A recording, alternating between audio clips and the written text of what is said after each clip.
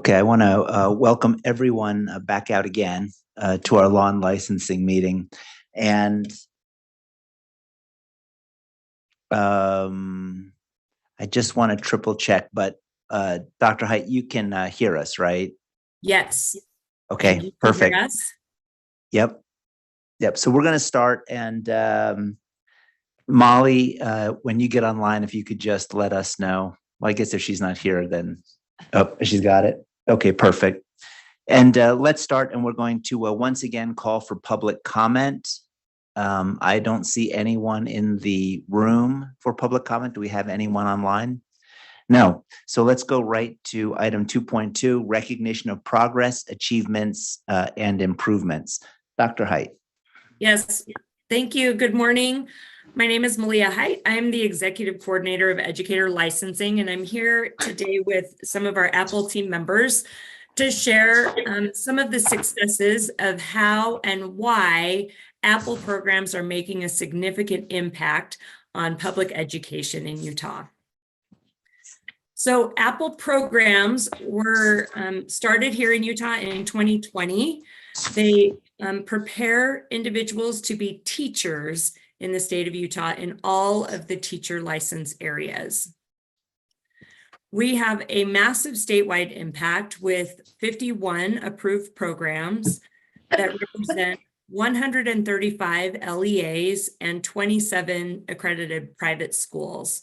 In the last school year, we had over 2,000 educators enrolled, which is a large number, particularly when you compare that to teacher preparation program enrollment statewide.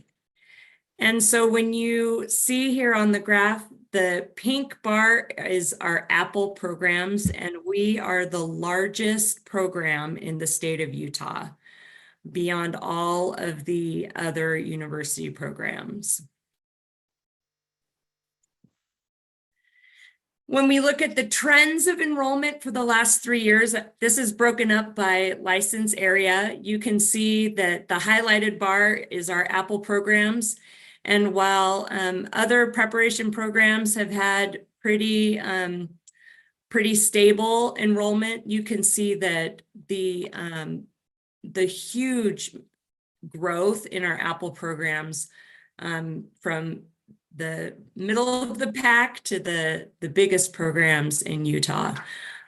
So we really are seeing a lot of growth.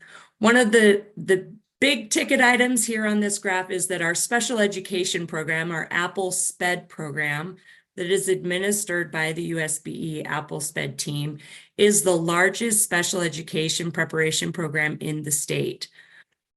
Apple SPED has a really special model for educator preparation. It's a concierge model where the team members of Apple SPED take candidates and walk them through every single step of preparation, of applying for their educator license, of ensuring that their candidates have the best preparation and the best support possible to really fill the giant need we have in the state for special educators. Currently in Apple SPED, there are over 200 educators enrolled in special education.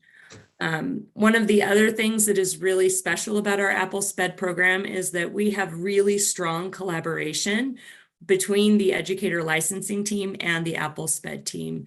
We meet every other week to find ways to support educators, to improve programs, and ensure that both the educators and the students they served are best supported.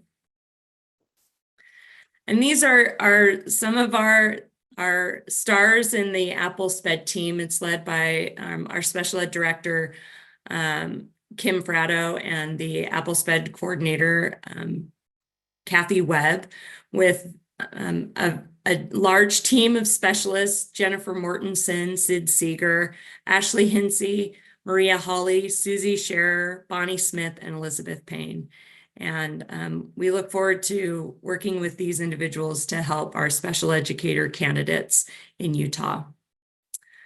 One of the things of how Apple is impacting Utah is if we look at teacher retention by teacher preparation program for the last 3 years, so since Apple started, the Apple candidates have the highest teacher retention out of any university or teacher preparation program in the state. So our Apple programs are serving the most teacher candidates, and we're keeping them in the field in Utah schools, which is really, I think, one of the greatest highlights. But the reason that we are seeing the success is because of the design of the Apple program. And here are some of the key features that our Apple programs offer our teacher candidates. The first is that it has a very significant level of flexibility and support for our candidates. This is a quote from one of our Apple directors at a district. Says our program allows for a variety of pedagogy demonstration, including coursework, micro-credentials, demonstration of competencies. This flexibility encourages educators to find the right supports for them outside of our LEA while also getting the job-embedded support frequently in their classroom. On top of flexibility and support, we also have a high level of personalization for our Apple candidates. Another Apple director said that there's rarely a straightforward or formulaic path for any candidate. What has been very helpful is meeting as a team with the candidates 3 times in the first year and 2 times each year after that. So in addition to having these the flexible pathways to demonstrate competency, they really are in a very supportive role with their Apple programs as well as their school mentors and coaches and administrators.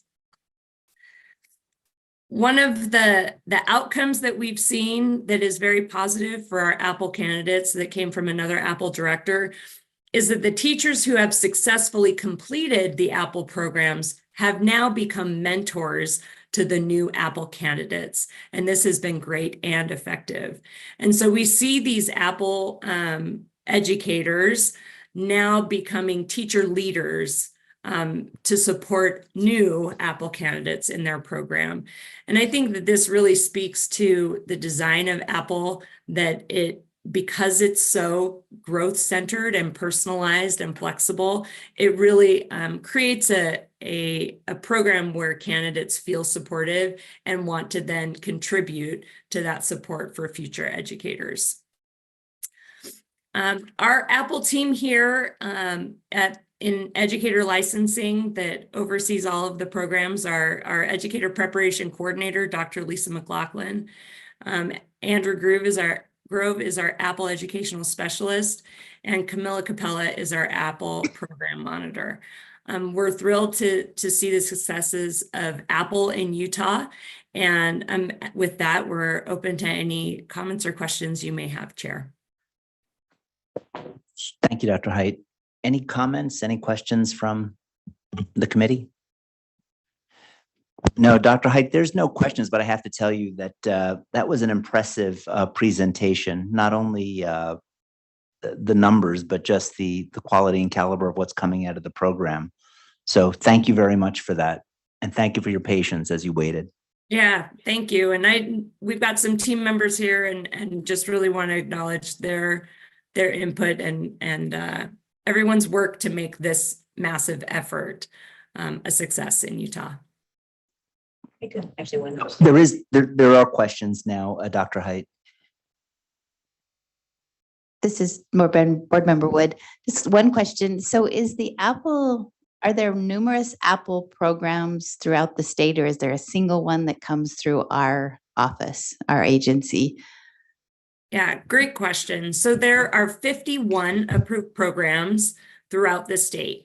They all have to submit their plan of how they're going to ensure their candidates meet the competencies for licensure. And then we do have a model plan that some Apple programs adopt and some adjust for their local contexts. We do, for special education, we have just one program that is administered by the USBE. Okay, thank you for clarifying. I saw that. I wrote down the 51 programs, 135 LEAs, but I didn't understand what that program meant. So thank you for clarifying. You bet. Any other questions? Okay, Dr. Height, thank you very much. Thank you. So we will now proceed to item 2.3, Wayne County School District waiver request. And just by way of background, I don't see AAG Beal here, but it's my understanding that, are you covering for this, Ben?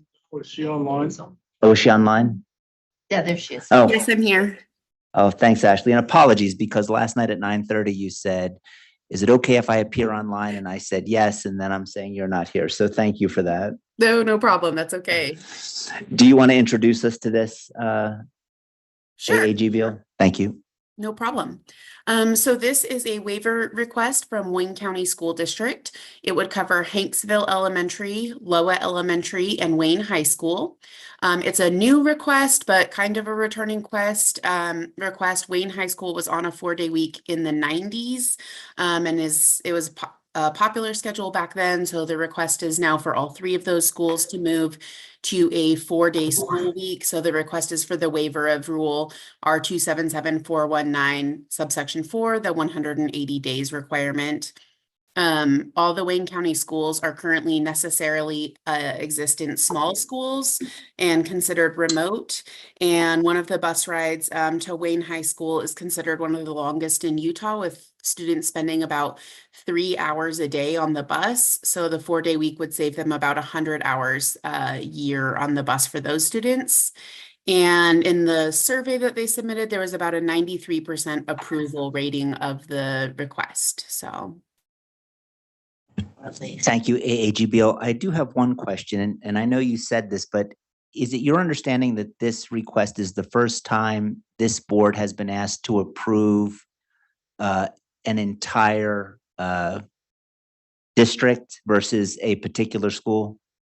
Yes, as far as I'm aware, in my tenure here over the last 2 years, this is the first one I've seen that covers a whole district.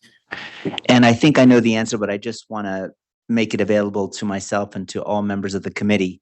Are there any additional protocols or differences when looking at this as a district-wide approval versus a singular school No, I think request the for only waiver? thing to consider differently would be, if there was one school that was significantly struggling with their academics more than another or something like that, you guys might want to consider them individually.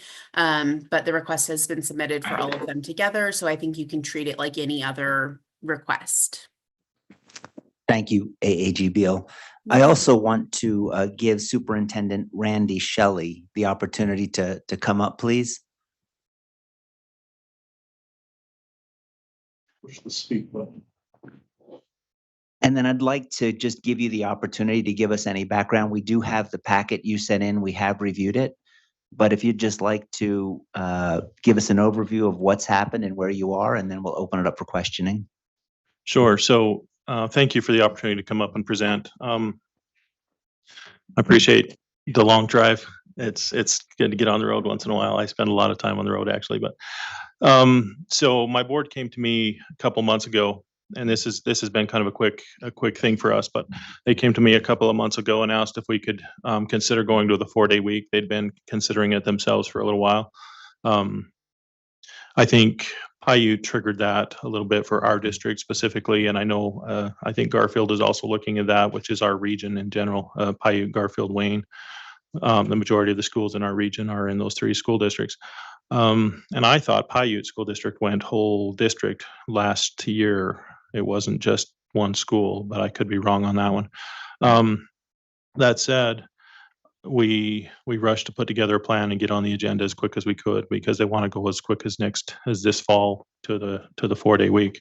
One of the as was mentioned in there, we do have kids that spend a lot of time on the bus. The Hanksville run is it's about 50 miles. When you put kids on a bus with stops in between, it extends that from the time on that quite a bit. But then also coming through Capitol Reef National Park, those kids are the speed limit through the park is 40 miles an hour. So even though it's only 50 miles away, which is significant in and of itself, the time on the bus because of the speed limit is extended significantly. We have kids, our Hanksville Elementary School that serves kids K through 5. We give the 5th graders an option to come up to Loa Elementary to start to prepare for middle school, high school. And we have one teacher in Hanksville. There's a very few number of students. We have this year, I think we have 12 students at Hanksville Elementary, and that's K4. The 5th grader, there would have been one 5th grader. That 5th grader chose to come to Loa Elementary, so he gets on the bus every morning at roughly 6:30 and gets to Loa Elementary. And the high school and middle school students do the same thing. They get on the bus in Hanksville around 6:30 in the morning. So the length of time on a bus is significant. That's a big concern for us. But that said, with our bus runs and the limited number of drivers that we have, a lot of the kids from the other surrounding communities that come into our schools, we have our high school and middle school are currently located in Bicknell Elementary, or in Bicknell town, and the elementary is in Loa. And kids from the community, from as far away as Torrey, Grover area, and Fremont, all are bused, and the way the bus runs work, those kids are typically on the bus. The ones that get on first thing are usually on the bus for 45 minutes at a minimum anyway. So those times on the bus are fairly significant. That's one of the biggest factors for us. We are currently on we are on a 5-day week, but we do a minimum day on Fridays. So kids are out of school by 12:30 on Fridays. Our Friday attendance, if you notice the attendance data that we shared in the application, the waiver application, our attendance data shows significant decrease. You can see dips in that data, and that's weekly, that's Fridays. And there's a couple of really big dips. When we have like state playoffs or anything, basically school shuts down because kids go support their teams. And I don't want to make any decisions based on athletics alone, but it certainly impacts academic performance when kids are out of school for athletics. I could go on and on. I don't know if you have specific questions. We can talk about those. Thank you, Superintendent. I just have one question, and then I'll turn it over to the committee. You referenced Paiute, and in your experience, if a school in a geographical area goes to the 4-day week, does that put pressure on schools like yours to also, and pressure isn't, I don't want to mean that in a pejorative way, but does it incentivize you to also move in that direction, or it's a neutral factor? For me personally, it has no impact. I think we need to do what's best for kids academically. For the community in general, whom I serve, when they see their neighboring school districts doing something different, it certainly puts pressure on them. They want a similar situation, and of course, then that puts pressure on our school board and myself to try and do the same thing. Right. And obviously, again, I don't want to make decisions based on athletics and activities outside of the school day or extracurricular, but if you look at right now, Paiute is our closest rival. That when we travel, it's an hour on a bus, roughly an hour and 20 minutes to an hour and a half on a bus. And anybody else that we play against or compete against, we're traveling much longer distances and times, which pulls kids out of school. So that is a factor for sure that we want to consider. And if we were all on similar schedules, it would certainly it would help us protect academic or instructional time, because we could limit our travel to weekends, Thursday, Friday, Saturday kind of events. Right now, our kids are out of school 4 or 5 or Tuesday through Friday for events, and then during tournaments, they're gone Saturdays as well. So, thank you, Superintendent Shelley. Any questions from the committee? Yes, and thanks for coming. I had 2 very different questions. The first one is, we knew, and I kind of remembered that Wayne, and I don't remember if it was the whole district or just the high school, back in the 90s was on this 4-day weekend. I'm sure that's before your time, but I actually taught there.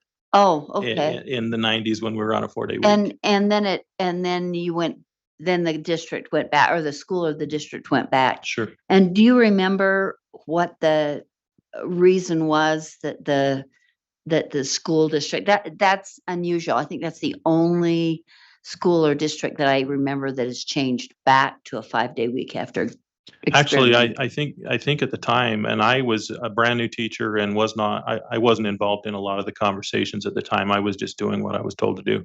And the 2 years I taught in Wayne, we were on a 4-day week. My understanding was, and I remember conversations in the district when I left, or the year I left, the conversations were that I think it was Superintendent Lang, the state board, It says it was. was pushing us to go back.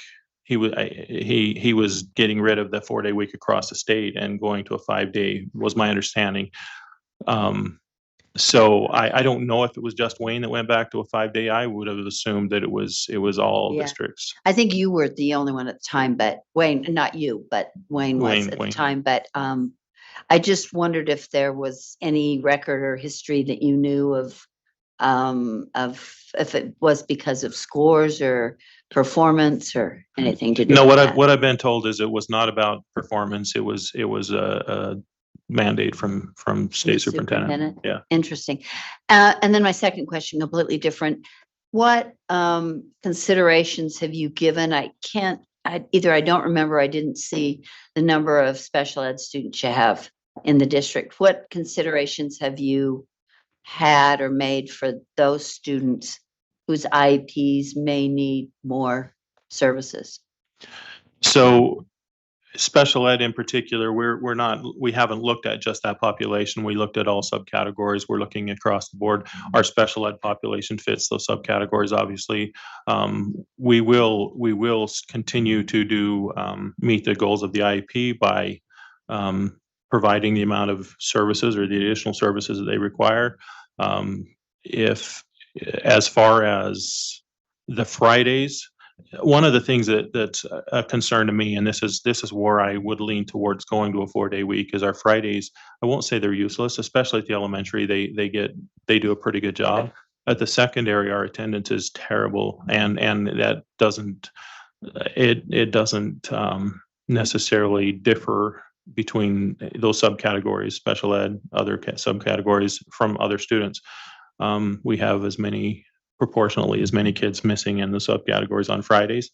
I think by extending the school day, we can still continue to provide them the service in the minutes that they require under their IEPs.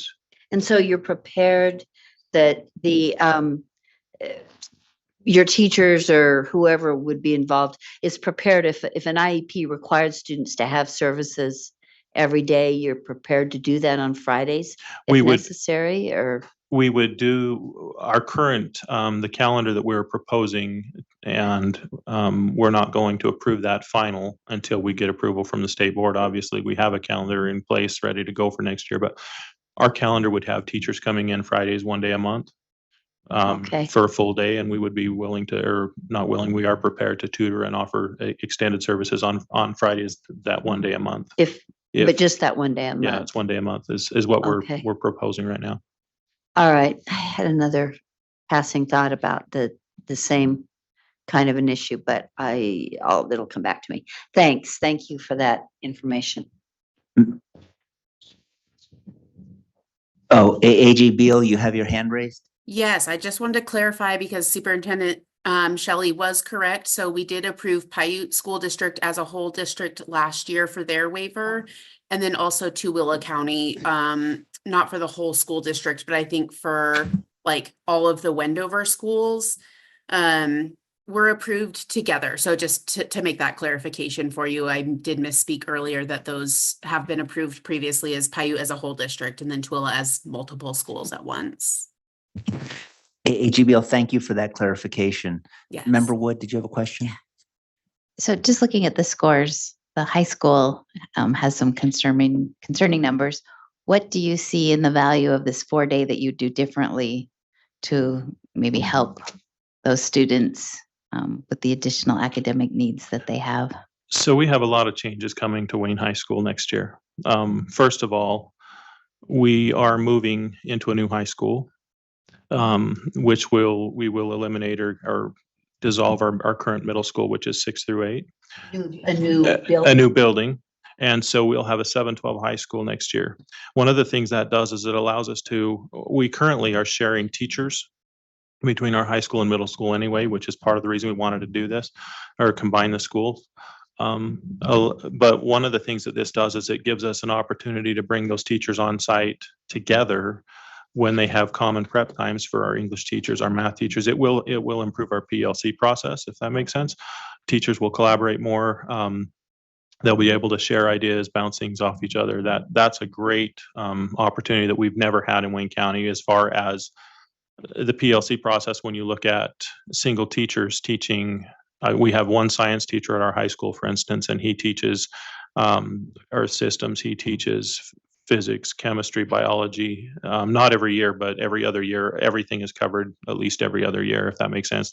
The biology and earth systems are taught every year. Chemistry is every other year. Physics is every other year. But we have one science teacher. We will now have a second science teacher on site with a middle school science teacher. And sure, they're not teaching the same curriculum, but they have both taught. Same thing with math.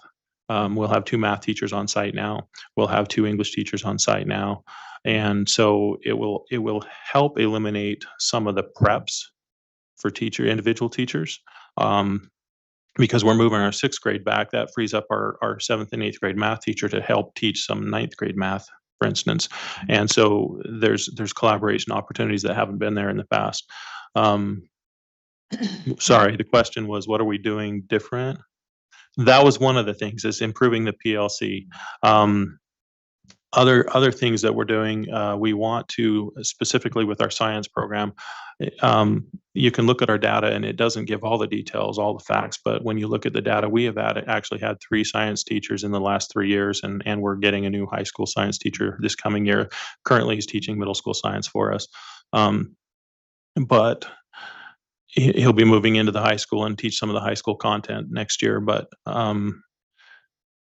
one of the things, and maybe this is just a plug for what Dr. Haidt talked about with our Apple program. One of the things that Apple program has done for Wayne School District in particular is it has allowed us, we advertise positions when we have openings. We get people, if we're lucky, to apply. Oftentimes we don't get any applicants, and when we do get applicants, they're not always qualified or fully licensed.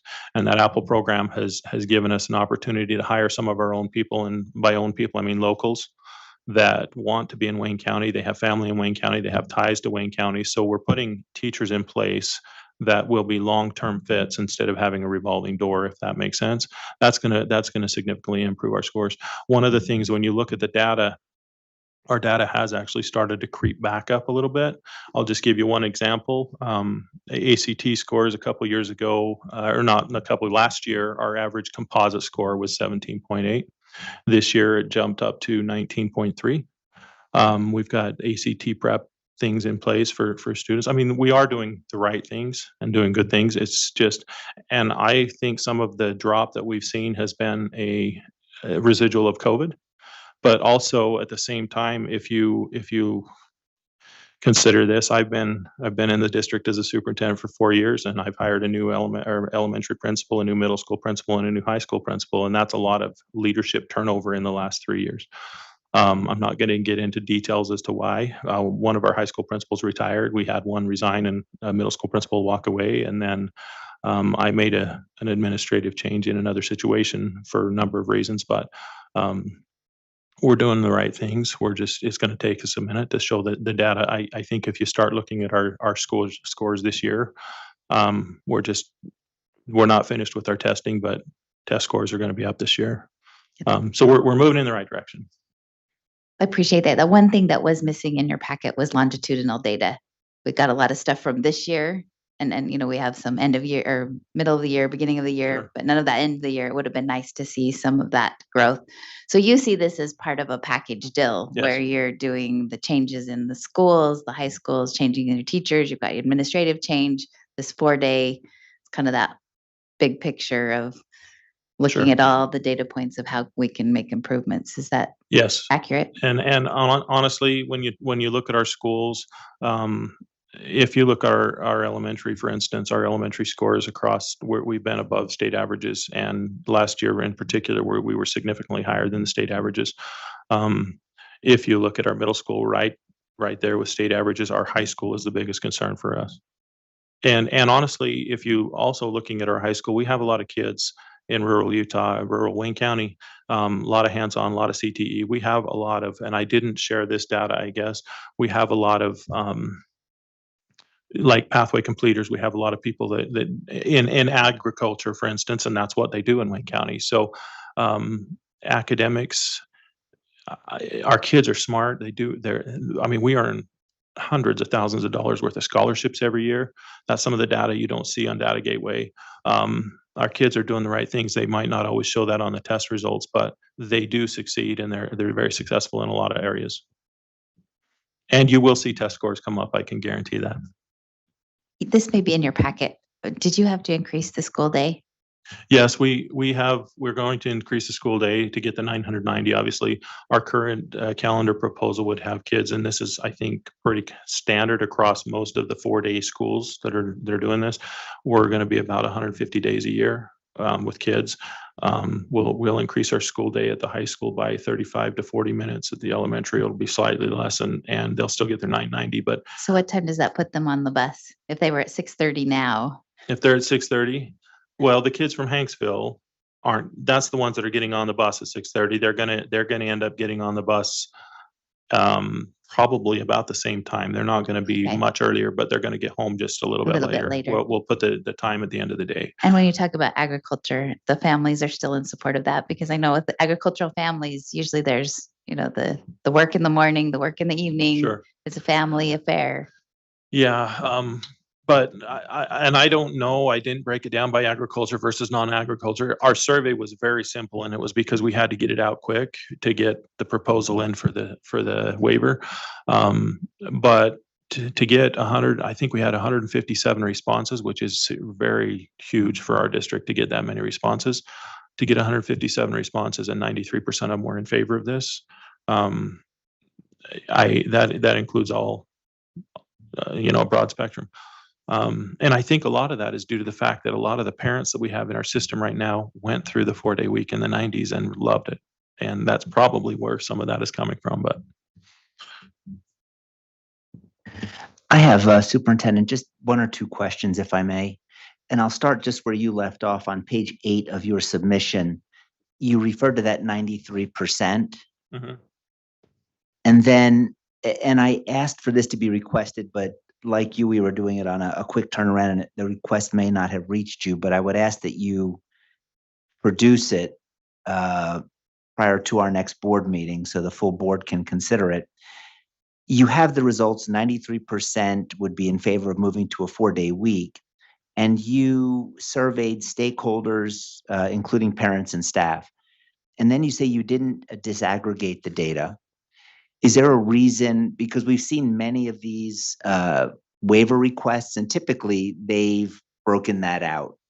You decided not to. Was there a reason that you didn't disaggregate the data? There wasn't a reason. It was just, like I said, I mean, it was on my part.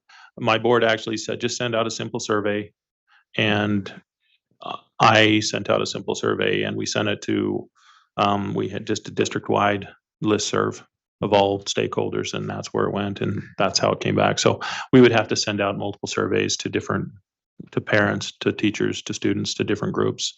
And we can certainly do that between now and the next board meeting. No, I'm not asking you to resend the survey, but there's no way, given the survey that you sent, that you can disaggregate? No, it was entirely anonymous. Okay. And a lot of our parents, or I mean, our teachers are also parents, and they did submit the survey, I'm assuming. They submitted that survey when we sent it out to parents, and then we sent it out a day later or so, or a couple days later to the staff. And I don't, there's just no way with the way we sent it out to disaggregate. We don't know who responded. Okay. And then I looked at, while you were talking, the proficiency scores, and like you said, elementary grades, fantastic. Your middle school, again, either at or it looks like exceeding the state average. And then in high school, we see this dip. In response to what board member Wood had asked, you said, and I think it was, you're going to guarantee those test scores are going to go up. Is that? They're coming up. Okay. They'll be higher this year. One of the things to consider, again, our science scores, that's a big concern for us. They did drop, but our science scores last year were slightly higher than they were the year before. 2 years ago, we hired a science teacher, had a master's degree in geology. Thought he was going to be a good fit, but he was not local, and he lasted 1 year and moved on. It's just we just had that revolving door in science, which is not good. And so this year we have hired a science teacher that's a local kid that wants to be in Wayne County. That's where he's born and or raised, and family. His grandfather was actually the science teacher at Wayne County or Wayne High School years ago, and his goal is to step into his grandfather's shoes and fill that spot, and wants to be there. So I think having somebody, I heard some of the discussion yesterday in the state board meeting about teachers having my mind's gone blank. Anyway, they don't all come in with all the expertise. And this kid certainly doesn't have all the expertise, but he's taught some of our middle school science classes the last 2 years and has done a great job, actually. And moving him into the high school as a long-term fit, he will continue to develop and build that expertise. Our high school principal has put into place in his trust lands plan emphasis on science and improving our science scores. And one of his goals is to get this kid. He's kid to me. He's young. I actually taught his dad in the 90s when I was there. So anyway, one of his goals is to get this kid out to other schools that are showing success in science and see what they're doing, but also provide professional development, send him out to conferences and workshops, and we'll continue to just build his skill set. He is one of these teachers that is, he's not even in an Apple program because he didn't have his bachelor's degree, but he's the only applicant we had, kind of a thing. So we hired him, and we're going to provide him with as much support as we possibly can. One other thing, maybe to answer a couple other questions, or back to this idea of what we're doing differently. In 2021, it was the 21-22 school year, we hired an instructional coach. Wayne County had never had an instructional coach. That instructional coach has been a huge support for our first year, second year, our provisional teachers. So that's been a big benefit, which is one of the things that's going to help us improve scores as well. So I don't know if that answered your question or just more rambling from me. No, it does. And I would just have one request, if it's possible. We talked about this longitudinal data to help us better understand where you've been and the direction you're heading. Would there be any objection from you if we were to ask how many years would we want to be able? 3 years, 5 years? I can go back. Can I go back a little further than that? Pre-COVID is. Because I'll tell you right now, and this is one of the things that's interesting. If you look at our pre-COVID data, we were on a steady decline. And that was one of the first things I looked at when the board hired me in Wayne. We were on a pretty steady decline for 4 or 5 years, and that's turned around. You look at our elementary scores right now; I'd put them up against just about anybody in the state. As far as, well, they speak for themselves when you look at where we are above state averages in all content areas. If you'd be willing to provide that, and if there are any spikes or dips that you care to explain in that data, you can include that as well. Okay. And do you just want me to bring that with me to the board next time, or do we want to? If you could want me to send it ahead of time? If you could, and you could send it to Ashley. Perfect. And that way we could take a look at it, digest it, and make that inform our decision as a committee in terms of being able to recommend to the full board what we should do. How soon do you want that? Maybe tonight? No. How long would be reasonable to you? I can certainly have it. It's the weekend, and then I have a couple of busy days, Monday, Tuesday, but I certainly, by the end of next week, I can have it for you by the end of next week. Is that fair? Yeah, and if something does come up, don't hesitate to reach out to Ashley, but we'll expect that in a week then. Okay. Any other questions? I remembered my other question.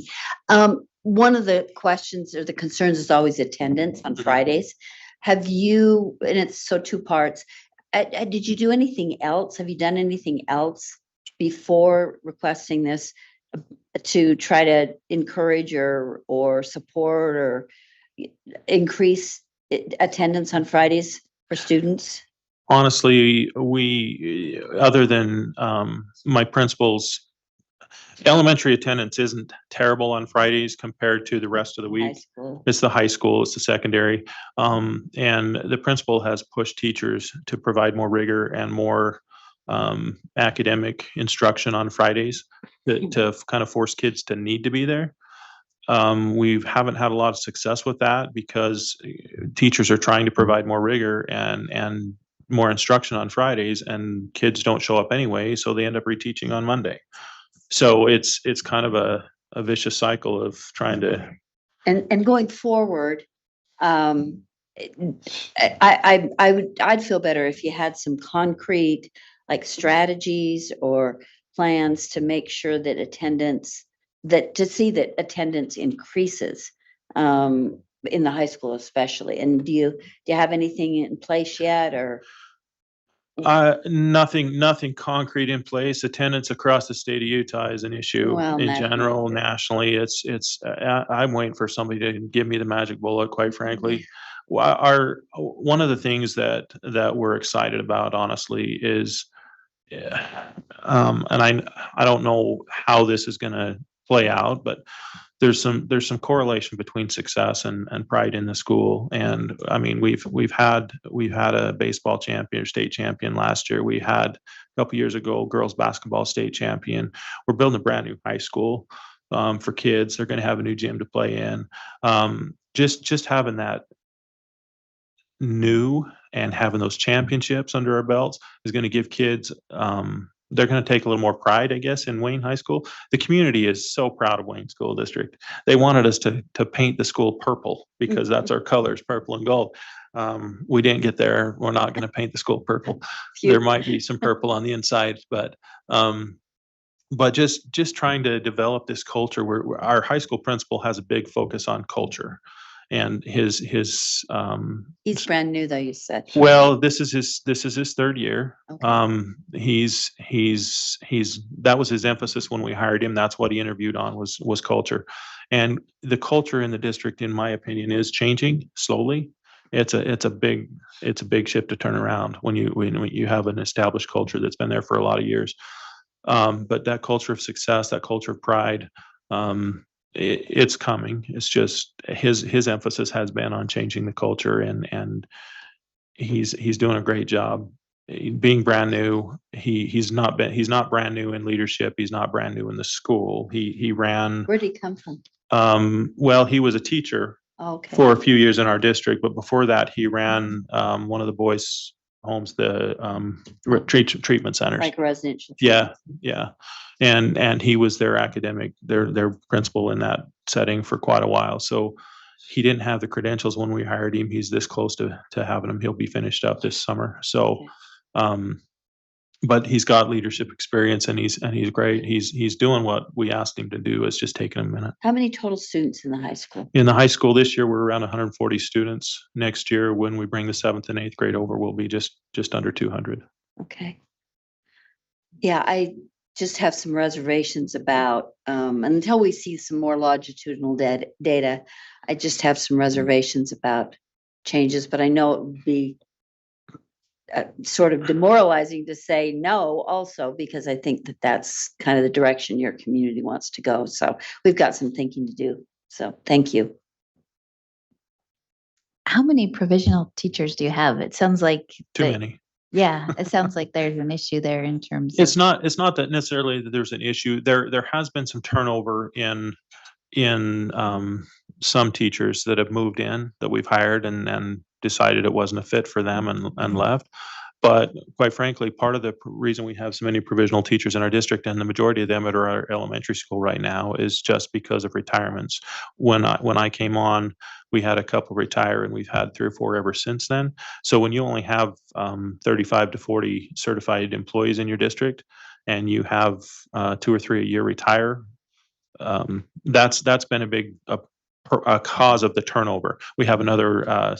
She's a 32, 33-year teacher retiring at the end of this year at the elementary school. And so as far as our provisional teachers, we've probably got, I would guess, 10 or 11 right now. Okay, so about a third then of your. But a lot of that is due to retirements. It's just we had a group of teachers that were there for 30 plus years, and the retirements all hit at once. Okay, or good. within a 5 or 6 year span.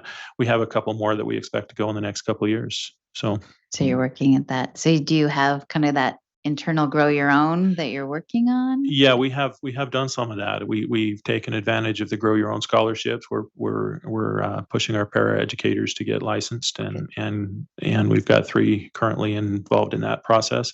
Our science teacher that we just hired is one of those. One of our elementary teachers that we hired is one of those. We also have a special ed teacher that's in that process. But yeah, we like to hire our own people because they stay. They want to be there. I might recommend a trip to Farmington up in Davis County if they're worried about the purple building. Because the Phoenix, my son is at Davis, calls it the IKEA high school, but I might recommend purple. It's too late. It's already colors are picked. We're already there.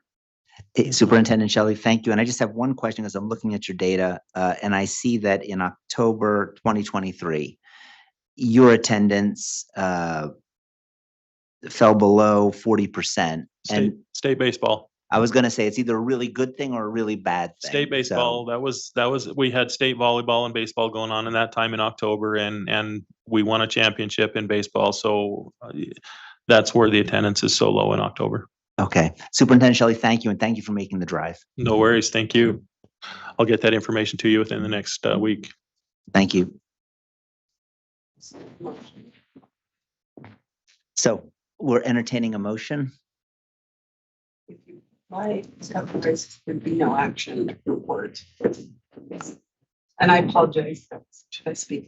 No, yeah, please. So the online. There we go. I apologize. I wasn't here for the majority of the discussion, so I'm not sure, but Vanessa just confirmed to me that there's been no motion taken yet on this item. Happy to help with any motion drafting if you'd like. Or if you move on, what that would mean is that when it's reported out to the board, there'd be no motion for the board, but that doesn't mean that you couldn't take action in June. I guess that would be my brothers. Because we're waiting for the data. I'd like to see more data. I'd like to kind of think about this, maybe talk individually. Is there any reason if we get the data from the superintendent next week, we all have a chance to look at it? Is there any prohibition on us making a motion at that time?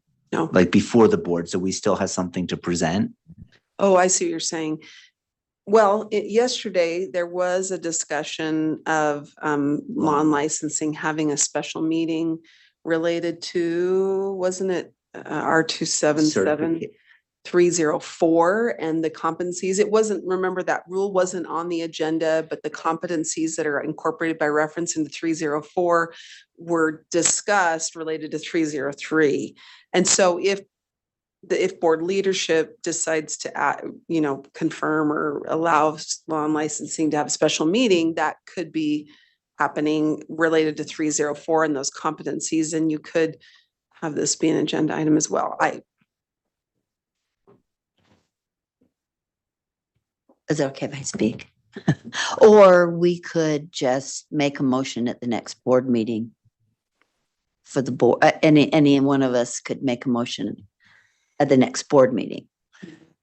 Does it have, my only concern is if we approve it or don't approve it, the district should know where we stand. If we wait to make the motion at the board meeting. That's puts them at the 1st of May or June.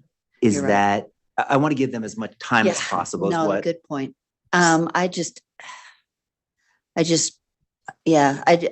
don't know. Maybe a special meeting would give us enough time depending when it's scheduled. I'm just hesitant to make something now. Molly's speaking. Yeah, go ahead. Chair Hart, Vice Chair Hart. Personally, I don't need any more information for my own decision making. They brought everything that I need in order to make that decision. I don't want to. I have a time being a super board on this. They showed the will of their community. They showed the will of their board. They showed the will of their teachers. My own preference would be to forward a motion, and then if the data is back unsatisfactory, which I highly doubt that it'll come back unsatisfactory, then we have the opportunity to vote no. But not putting a motion forward means the rest of the board does not necessarily have the To do there. they're not signaled to look into Oh, yeah, or that's true. to research the data. If we want the rest of the board to make an informed decision, then we need to put something forward so that they know that we don't need to spring a motion on them at the board meeting. I would rather put a motion forward, and then if there's something scary or, whatever, then vote no. Yeah, and Vice Chair Hart, if you want to make that motion, you can. And because I guess this is less formal than a formal board meeting, maybe we could put a caveat that, or at least a sentence to indicate that this is how we want to proceed, but with the understanding that we are Yes. awaiting additional data. Yes, so I would like to make a motion that the committee approve Wayne County School District's request for a waiver from R277-419-4 and forward to the board for approval with the expectation of additional data forthcoming. I'm making that up, obviously.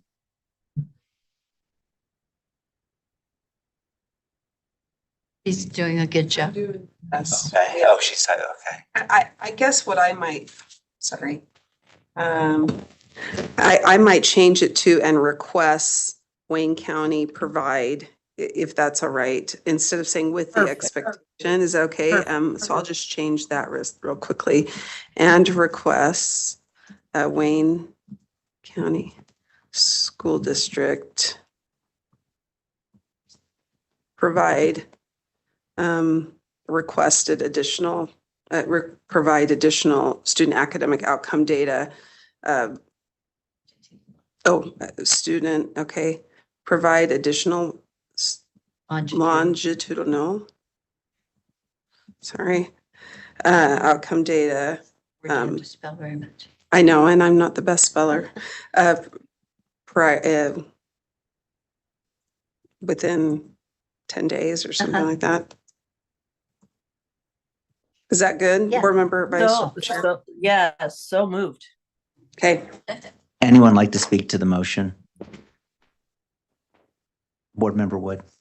I will speak for that motion. I feel like there's a lot of positive momentum that they're moving forward with, and I think that they deserve this to go to the full board for discussion. We can see the data that's coming forth, and I mean, our vision is academic success. If they're on a positive move forward, let's help them in that. Yeah, I'm also going to vote in favor of this motion, but with the caveat that I do want to see the additional data. And I'm also, based on discussions and just a better understanding, I am concerned of a different kind of momentum, that if one district sees something happening, they're moving. And I really appreciate Superintendent Shelley's remarks where he said, even if everybody else did it, if it wasn't best for the students in this school, I wouldn't do it. But I do think there is an undercurrent of, well, it would be more convenient maybe for this segment, like the sports segment, or parents now see these students doing it and they want it. And I do think we do have to look at that and maybe even commission a study to look at that. Because as more and more schools possibly move in this direction, I think there is just going to be this momentum, and I think we have to be cognizant of that. One more thought, a couple more thoughts. And I'm still not sure which way I want to vote, because I'm concerned. I wish he had some more concrete, or the board, or that had some more concrete plans to work on attendance. And I know it's a national problem, it's a statewide problem, but didn't hear anything specific, and they do feel a culture of missing Fridays often for sports events and just the nature of the community. But that would make me feel better if they had some better strategies that they developed for improved attendance. I had another thought. Man, everything's just leaving me this morning. I'm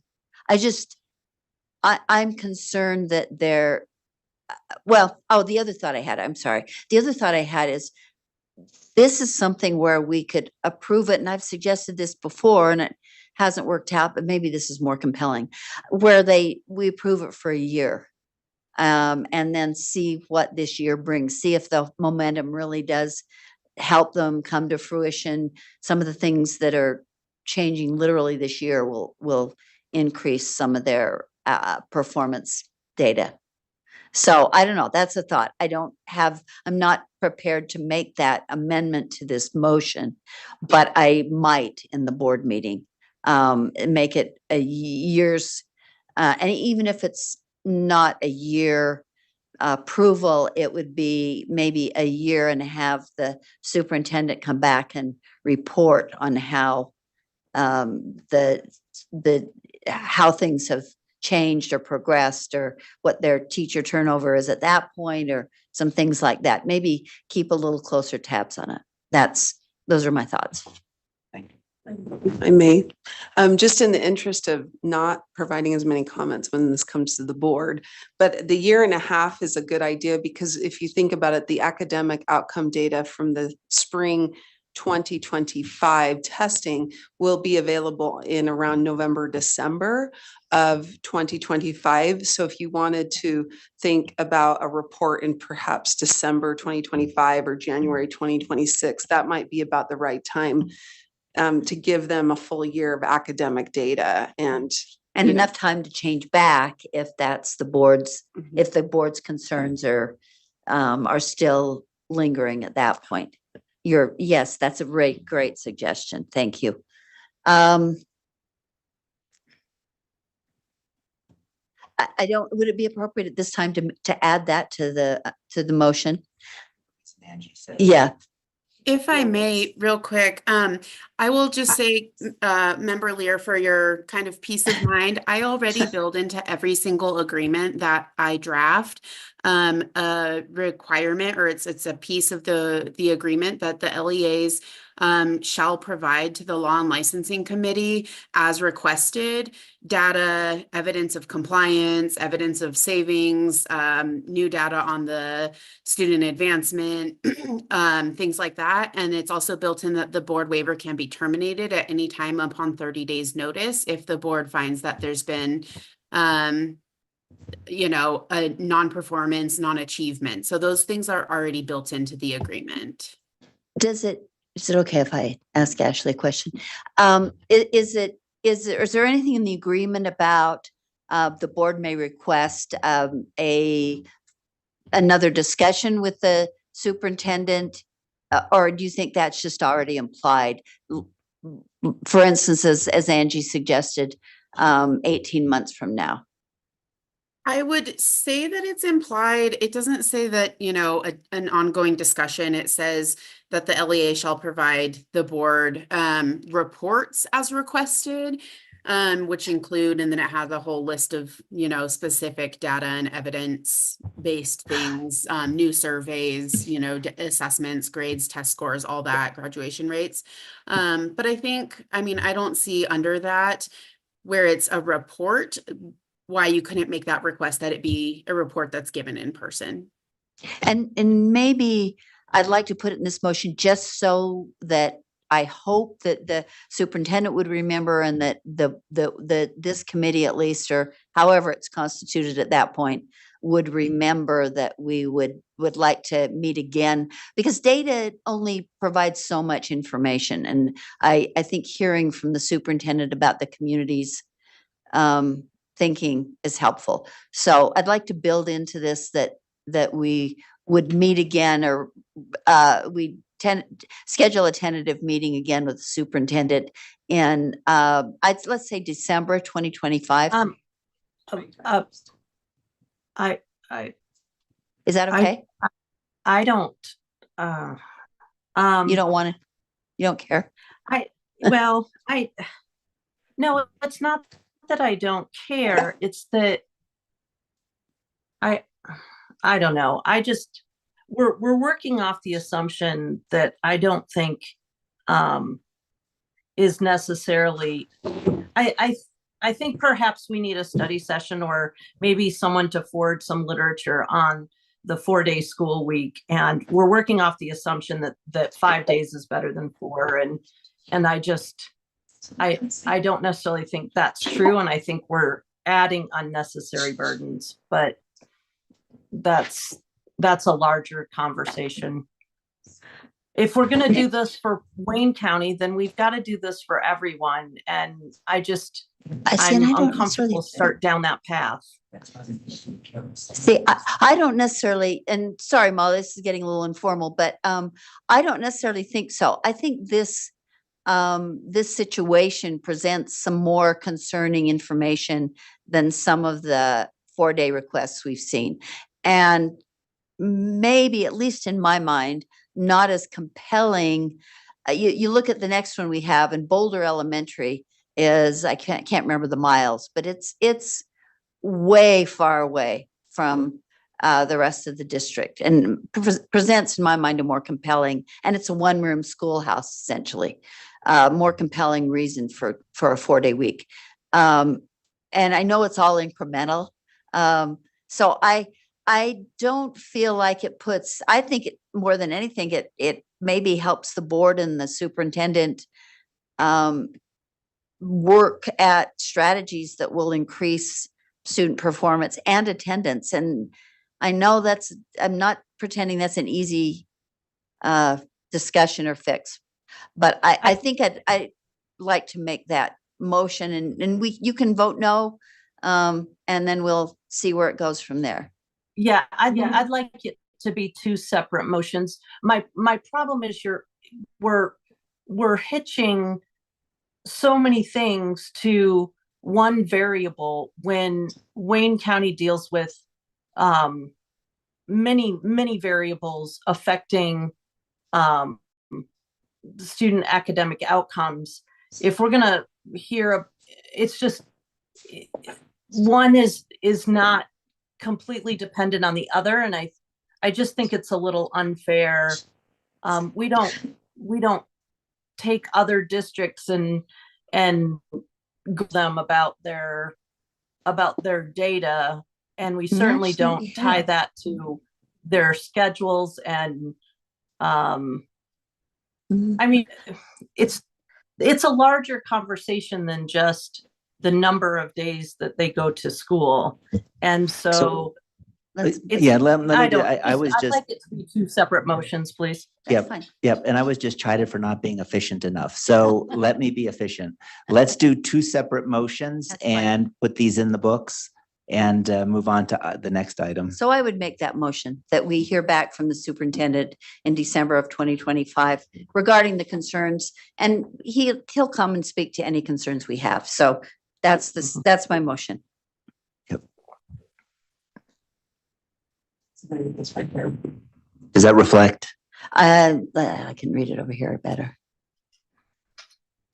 It could be a separate motion, or I drafted it as an add-on to the other. And Angie, I'd just say to maybe simplify a little bit, to provide a verbal report to the committee. Okay. Let's keep them separate just because Vice Chair Hart asked for them to be separate. Sure. And That's great. yeah. And with that, I'd make that motion. And Okay, so that the committee request just that way, they'll just do it as fully separate motion. Right? Yeah. Yep. Thank you. And if we may, let's just vote on Vice Chair Hart's. Yep. And then so I don't have to turn around all the time. Does anyone else want to read that? Member Wood, thank Sure. you. I move that the committee approves Wayne County School District's request for a waiver from R277-4194 and forward to the board for approval, and requests Wayne County School District provide additional longitudinal student academic outcome data within 10 days. All those in favor? Aye. Aye. Board Member Hart? Aye.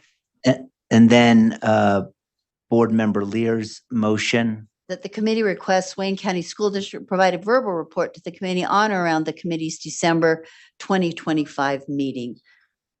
All those in favor? Aye. Board No. Member Hart? Okay, No. that motion passes, as does the first one, the second one with one dissenting vote or no vote, Vice Chair Hart. Thank you, Superintendent Shelley. Let's go to item 2.4. This is the application from Garfield County School District, Boulder Elementary waiver request.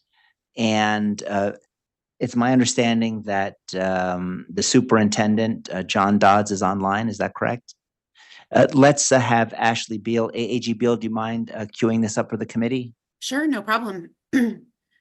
Okay, so this is a waiver request, also under our 277-419 subsection 4, for a waiver of the 180 days requirement. This is a renewal request. Boulder has been on this schedule, I believe, since 2021. And just some factors that make this request a little bit unique is that Boulder Elementary serves approximately 22 students K through 6 in an extremely remote location. They have one full-time teacher for all of the grades and 2 paraeducators.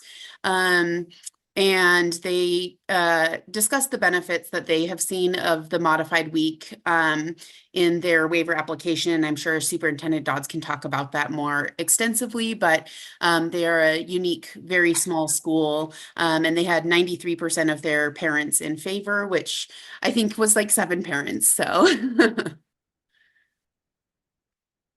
Thank you, AAG Beal. And Superintendent Dodds, it's my understanding you have a hard out at 10 o'clock. So I want to turn the time over to you. I know the board has reviewed and read your submission, but is there anything you would like to add? No, other than just appreciation for this committee. It was really fun to watch your work and really humbling to see how passionate you are and how caring you are for our students and desirous to see our students improve and to see our schools improve. And so I'm impressed to be a part of it. I'm humbled to be a part of it, and I appreciate the work you're doing. I think the waiver itself, speaks for itself pretty well. And my experience as we visit that school, that's our highest performing school as it relates to student learning and the relationships they have.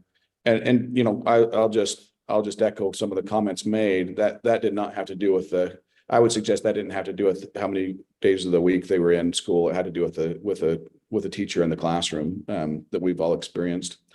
And then I know one of the questions was specific to special education.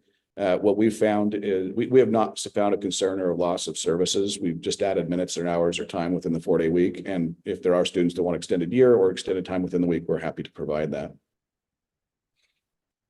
Thank you, Superintendent Dodds. Any questions from the committee? Member Wood. I just have a question regarding your the Acadians reading scores. You had really great growth in 2020, 2021, 2022, and then this 2022, 2023, you went from 73.4% at the end of the year to 56.25% of the year. Is there anything that you understand may have led to that? Because that's a pretty significant decrease. Sure. In student outcome. Yeah, and the biggest thing to remember, right, when we talked about the surveys, for example, we had 7 surveys responses. Our student body ranges from 7 students to 25 students, and then within that, when we have 2 special education students, for example, come in, or ELL students, we've doubled, or we've cut our demographic in half, or we've changed it significantly. So if we have 1 student off grade level for 1 grade, it can really significantly impact that data up and down. So we're conscientious that we're looking at lots of other data at the same time and watching growth. Also, our philosophy for that area, especially, which we'd like to see transition throughout the district, is that although we look at formative assessment along the way, what you'll see is students that may not reading on grade level in 3rd grade in Boulder Elementary, but by 8th grade, they're in honors classes as they go into other schools. And so we take the approach of the long game here, and we take the approach that's formative data to help us, design very specific plans for each individual student. Any other? I board did. member? I know you have to leave, so I'll try and do this quickly. You said your student body changes or fluctuates between 7 students and 25 students. Why is that so? And Yeah. So, Can the- you- you know, the best joke I heard the other day was that, you know, if you drove to Boulder, you wouldn't be in the middle of nowhere, but you could throw a rock and hit it. It was pretty fantastic. And we have that. So we'll have parents that may move in for a few years, families that may move in for a few years to live with their family. It's generational a lot of times. They bring their students for 2 or 3 years and then may leave the community. Okay. And again, as they come with oftentimes with very seriously with very serious deficiencies in their learning. So a lot of times it's picking up a student, identifying exactly where they're at and getting them on the trajectory that we're accustomed to. Okay. Do you have a stable base? I mean, do you have, 15 students that are always there, or is it Yeah. just? So the last 4 years, yes. Again, it can range quite significantly before my time. I've been here for 4 years as well. The last 4 years, we've had more stability since COVID. That's changed how people work even from home. And so more individuals have been able to work from those communities and stay in those communities. So that number stayed significantly more stable over the last 4 years, ranging anywhere from 18 to 25 students. But we have dropped out to as few as 7. Yeah. Okay. I'm prepared to make a motion if you want a motion. May I ask a question? No. Superintendent Dodds, just a quick question. This is a renewal, so you've done this, you've been there. My question is, what would you say was something unexpected, like that you've learned from this process that you weren't expecting to see or experience, if that makes sense? Yeah, really good question.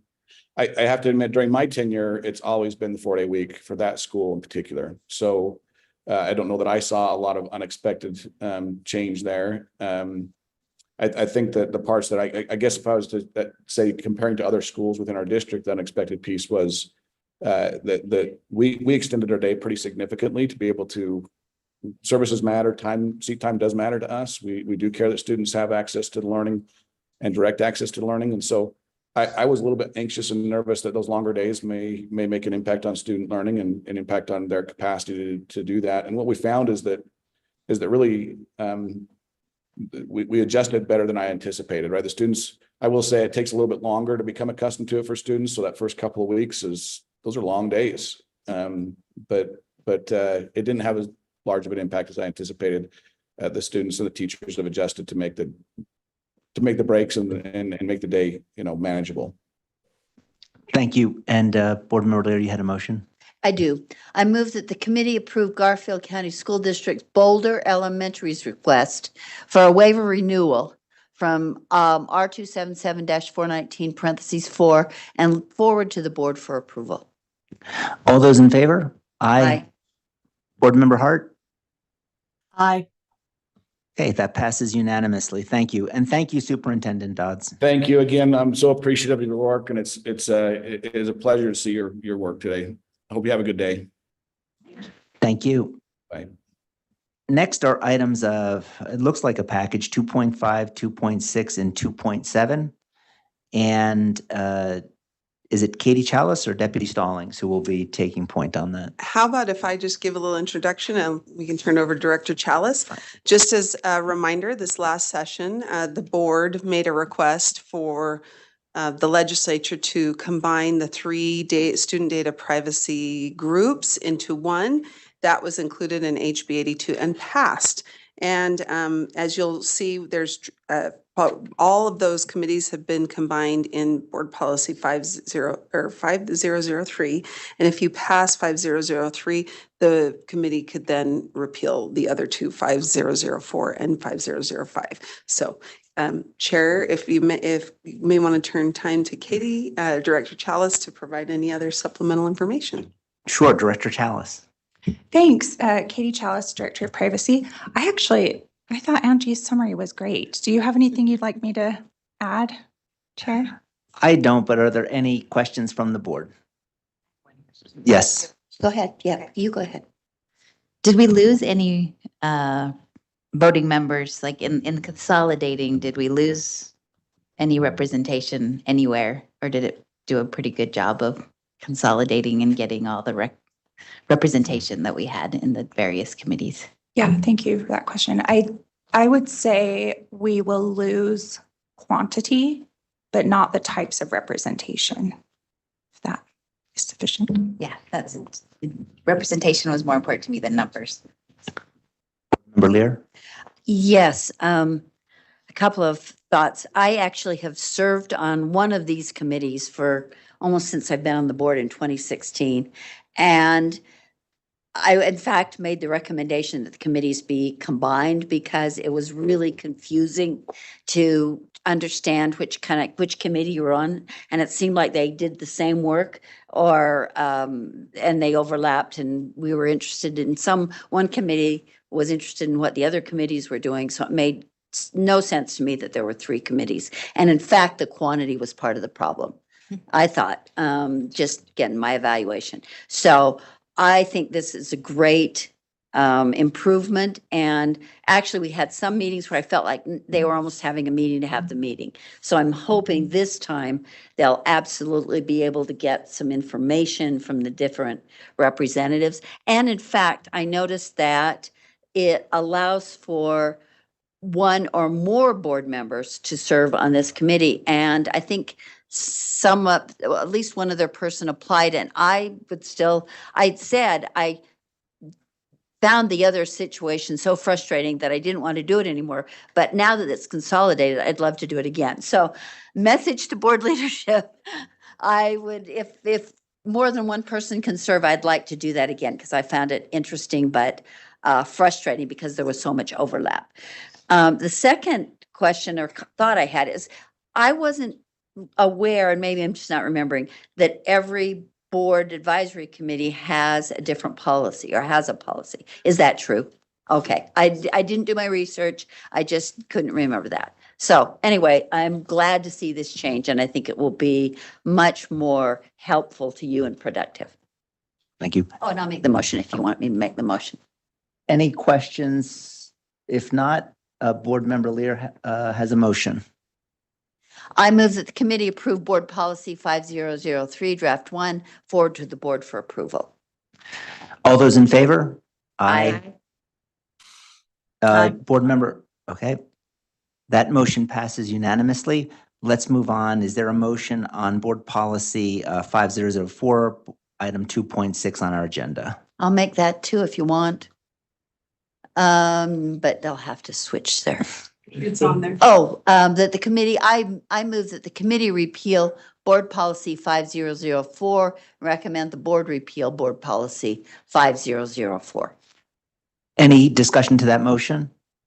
If not, let's vote. All those in favor? Aye. Aye. Aye. Board member, and is there a motion on agenda item 2.7? And I'll do that, and then I'll let other people make motions. I move that the committee repeal board policy 5005 and recommend the board repeal board policy 5005. Any discussion to that item? If not, let's vote. All those in favor of, am I supposed to repeat it? Or, The motion, yeah. okay, sorry. State the motion. Okay. All in favors. All those in favor? Aye. Aye. Aye. Okay, that motion passes unanimously. Thank you, Director Chalice. Next on the lawn licensing agenda is item 2.8, required school counseling report, and I believe Dr. Voorhees will take point on that. Thank you, Chair. Thank you, Committee. Leah Voorhees, Assistant Superintendent of Student Support.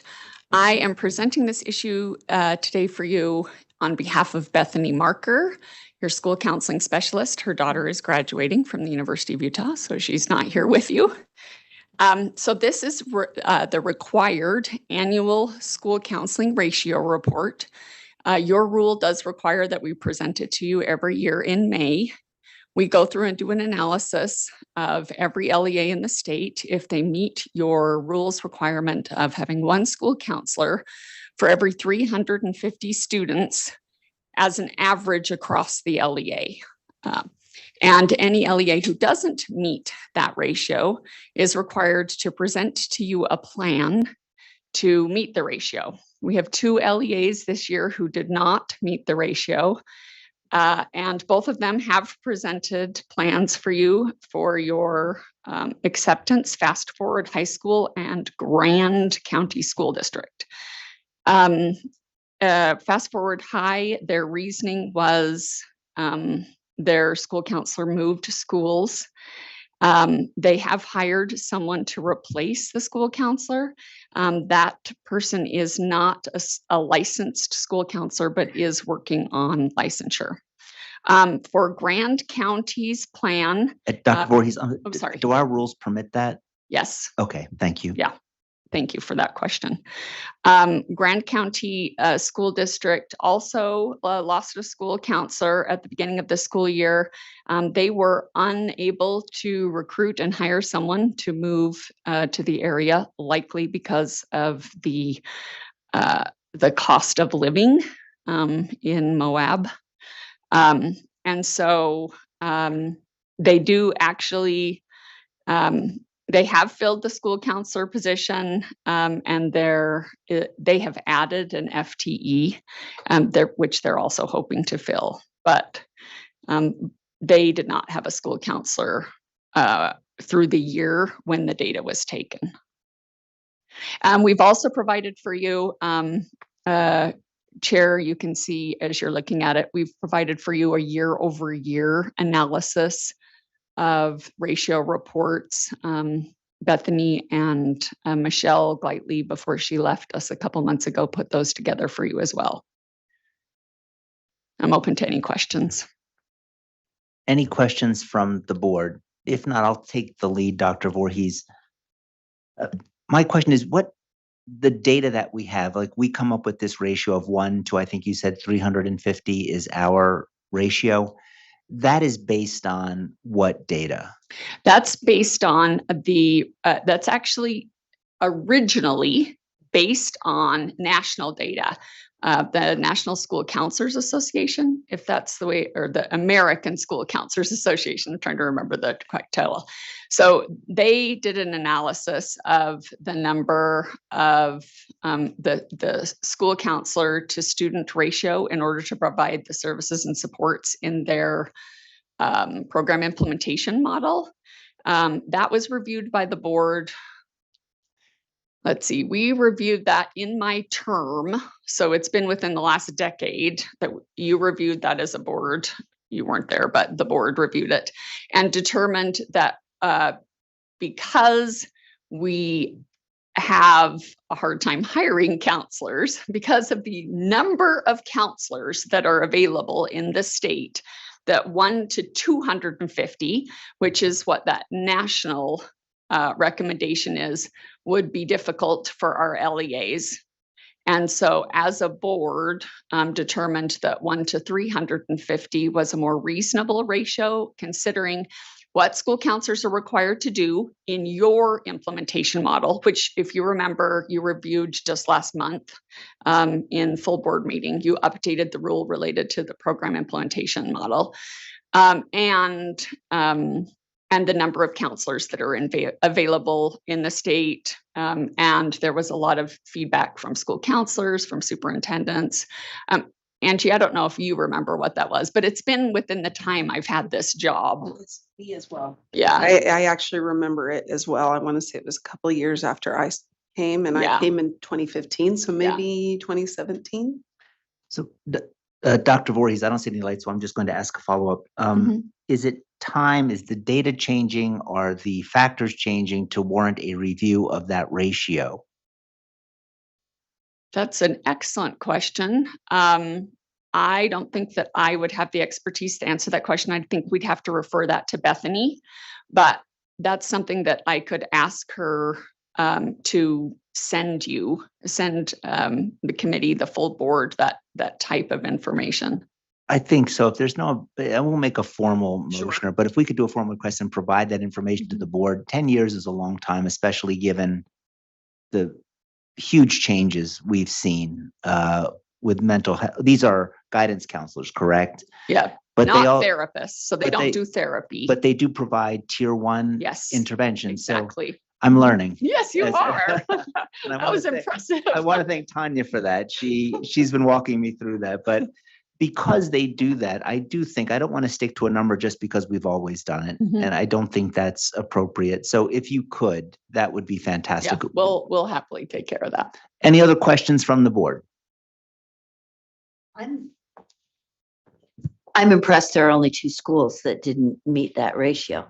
2 LEAs, because Two remember, it's LEAs, that's right. averaged over the LEA. So Yeah. some schools might not meet the ratio, but Got it. it's averaged. Yeah, no, I was impressed, and I've also known that regional service centers have been helping Yes.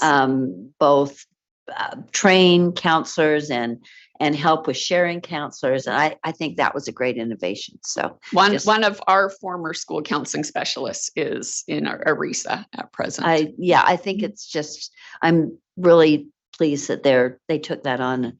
It's a really important thing, I think, for schools. So thanks. If there are no other questions, we can entertain a motion. I move that the committee approve the ratio plan submitted by Fast Forward Charter and Grand School District for the 2024-2025 school year and forward to the board for approval. Any discussion to that motion? If not, let's vote. All those in favor? Aye. Board Member Hart? Oh, we can't hear you, Board Member Hart. Sorry, I. Okay, thank you. That motion passes unanimously. Thank you, committee, and watch for that email. We'll send it to you. Thank you, Dr. Voorhees. With that, let's go to agenda item 2.9, R277-710, intergenerational poverty interventions in public schools. This is up for repeal. And Ben, is that you? Yes. Thank you, Chair. Ben Rasmussen, Director of Law and Professional Practices. This is a program that's up for its 5-year review, but the legislature has cut off funding, so there's no need to keep the rule around. So staff is just asking the committee to consider repealing the rule. Any questions? No question. Please. So what are we doing for these families?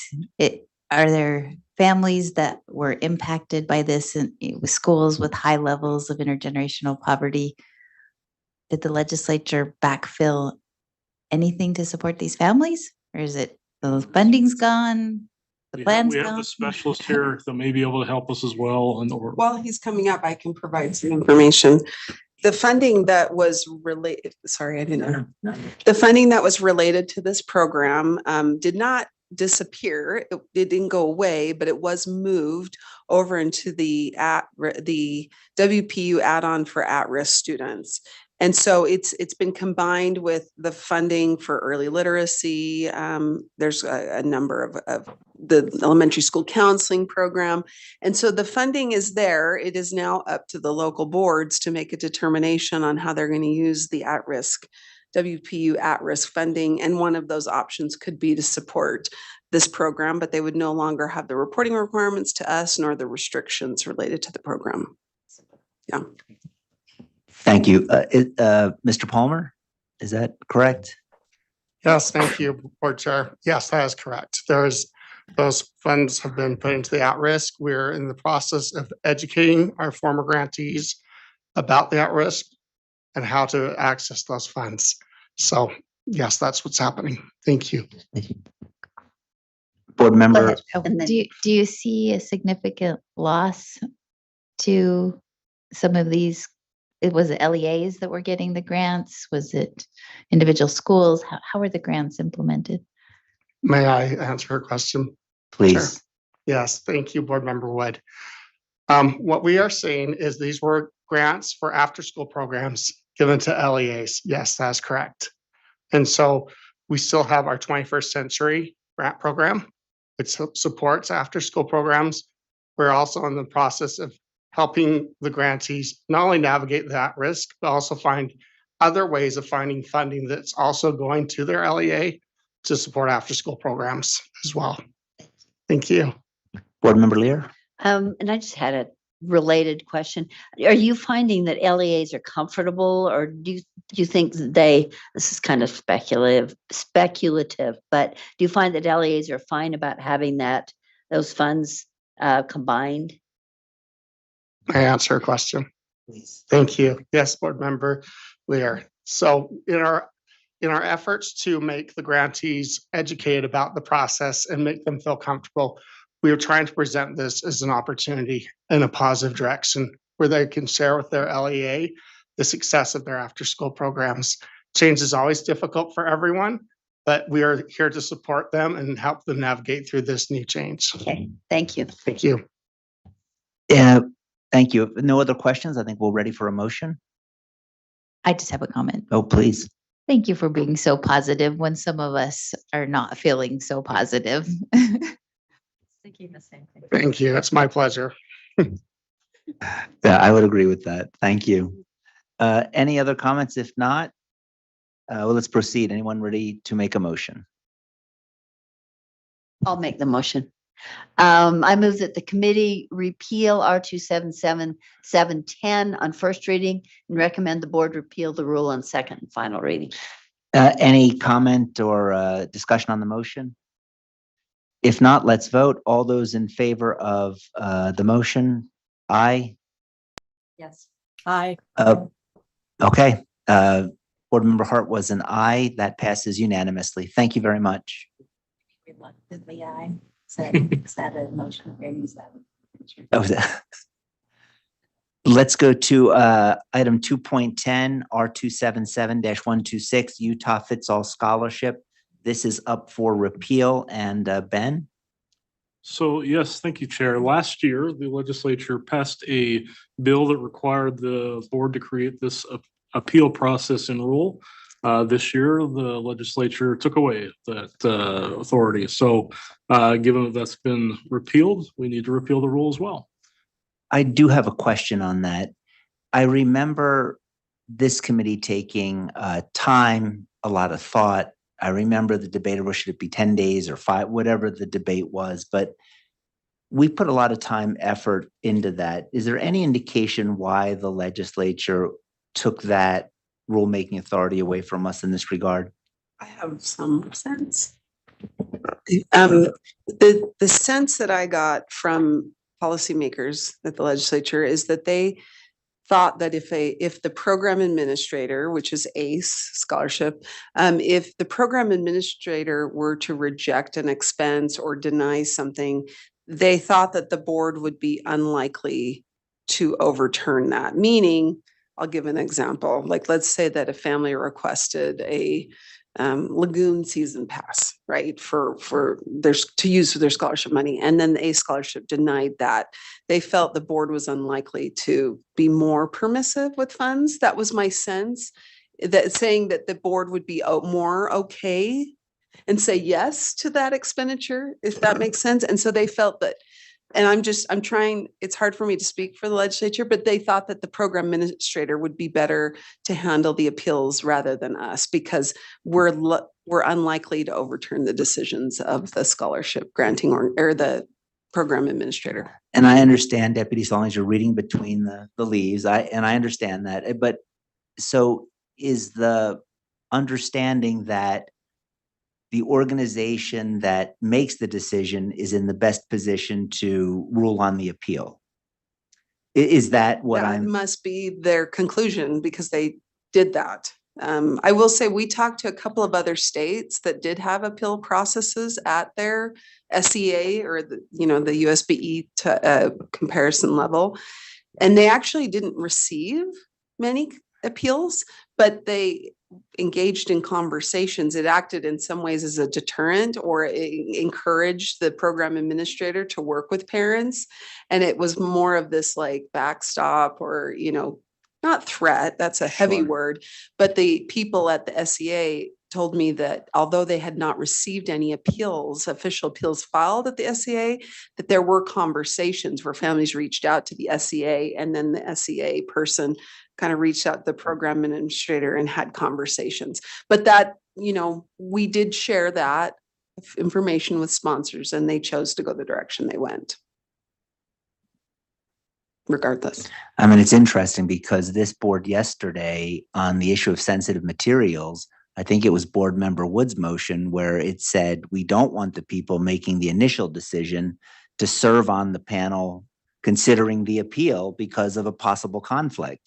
And yet at the same time, it appears that that's the direction the legislature wants to move in, which is they make the initial decision, they make the appeal. And I'm sorry, they're dominating. Okay, just one other question. Just agreement. Okay. If what oversight and control do we have to look at what they're granting and our ability to say, well, we don't think this is appropriate? Do we still have a role in that? It's been minimized because we also do not have auditing authority. That has been given to the state auditor's office. They will be providing or doing annual audits of the scholarship program administrator. We do hold the contract. So if something were to come to our attention, like a violation, the contract does allow the state board to terminate the contract at some point. So there is some oversight and authority. The hard part is we won't necessarily receive the information ourselves. We would likely need to rely on the auditing authority of the state auditor and get information from the state auditor. That was something that another SEA did explain that was helpful because they also had a similar where they contract out for the program administration, and having the appeal process did give some communication from families to the board or the SEA in that instance so that they were informed or if there were issues. But again, the legislature chose the method they did, and the state the appeal process is with the program administrator. The auditing power is with the state auditor and not the board. If the board wanted to, you could make we could pursue a policy request or make a recommendation to the legislature, but that is where we're at right now. Just one final question, and then I'll turn the time over to the committee. When we say that the state auditor has the auditing authority, are they just auditing to make sure that the nickels and dimes and dollars add up, or are they also looking at the appropriateness of what the money is being spent on, i.e. the trip to Lagoon? Or my guess is they have the authority to do both. I was just going to look quickly at the audit language to see, it's kind of like with the board, at times we're told explicitly to create rule for certain things, but then we go beyond that I'm guessing that the state auditor also has some authority that's broader than just what the legislature is asking. So, okay, there is a requirement in 53F6-412 for the program manager to submit a report to the Education Interim Committee with 8 different items, including, and if you wanted to, I could share that, but there is a report required. And then the audit, that must be I think that must be in the auditor's powers. So I'm just trying to find that quickly.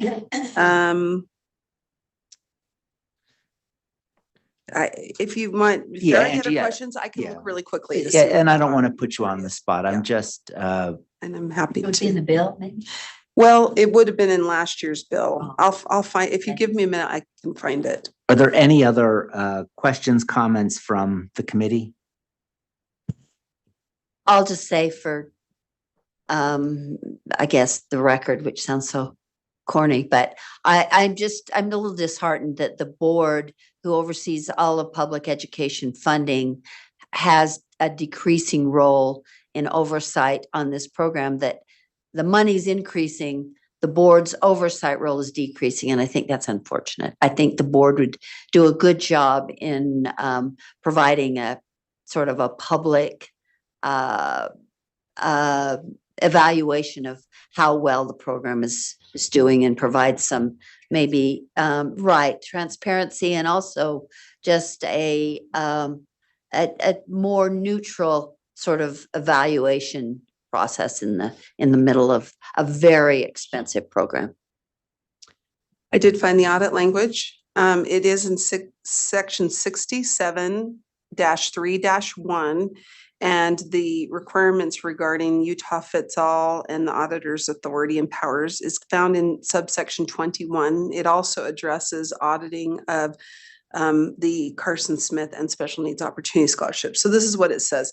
The state auditor shall conduct regular audits of, and I'm just going to move to the Utah Fits All portion, the scholarship program manager for the Utah Fits All scholarship program, including an analysis of the cost effectiveness of the program, taking into consideration the amount of the scholarship and the amount of state and local funds dedicated on a per student basis within the traditional public education system.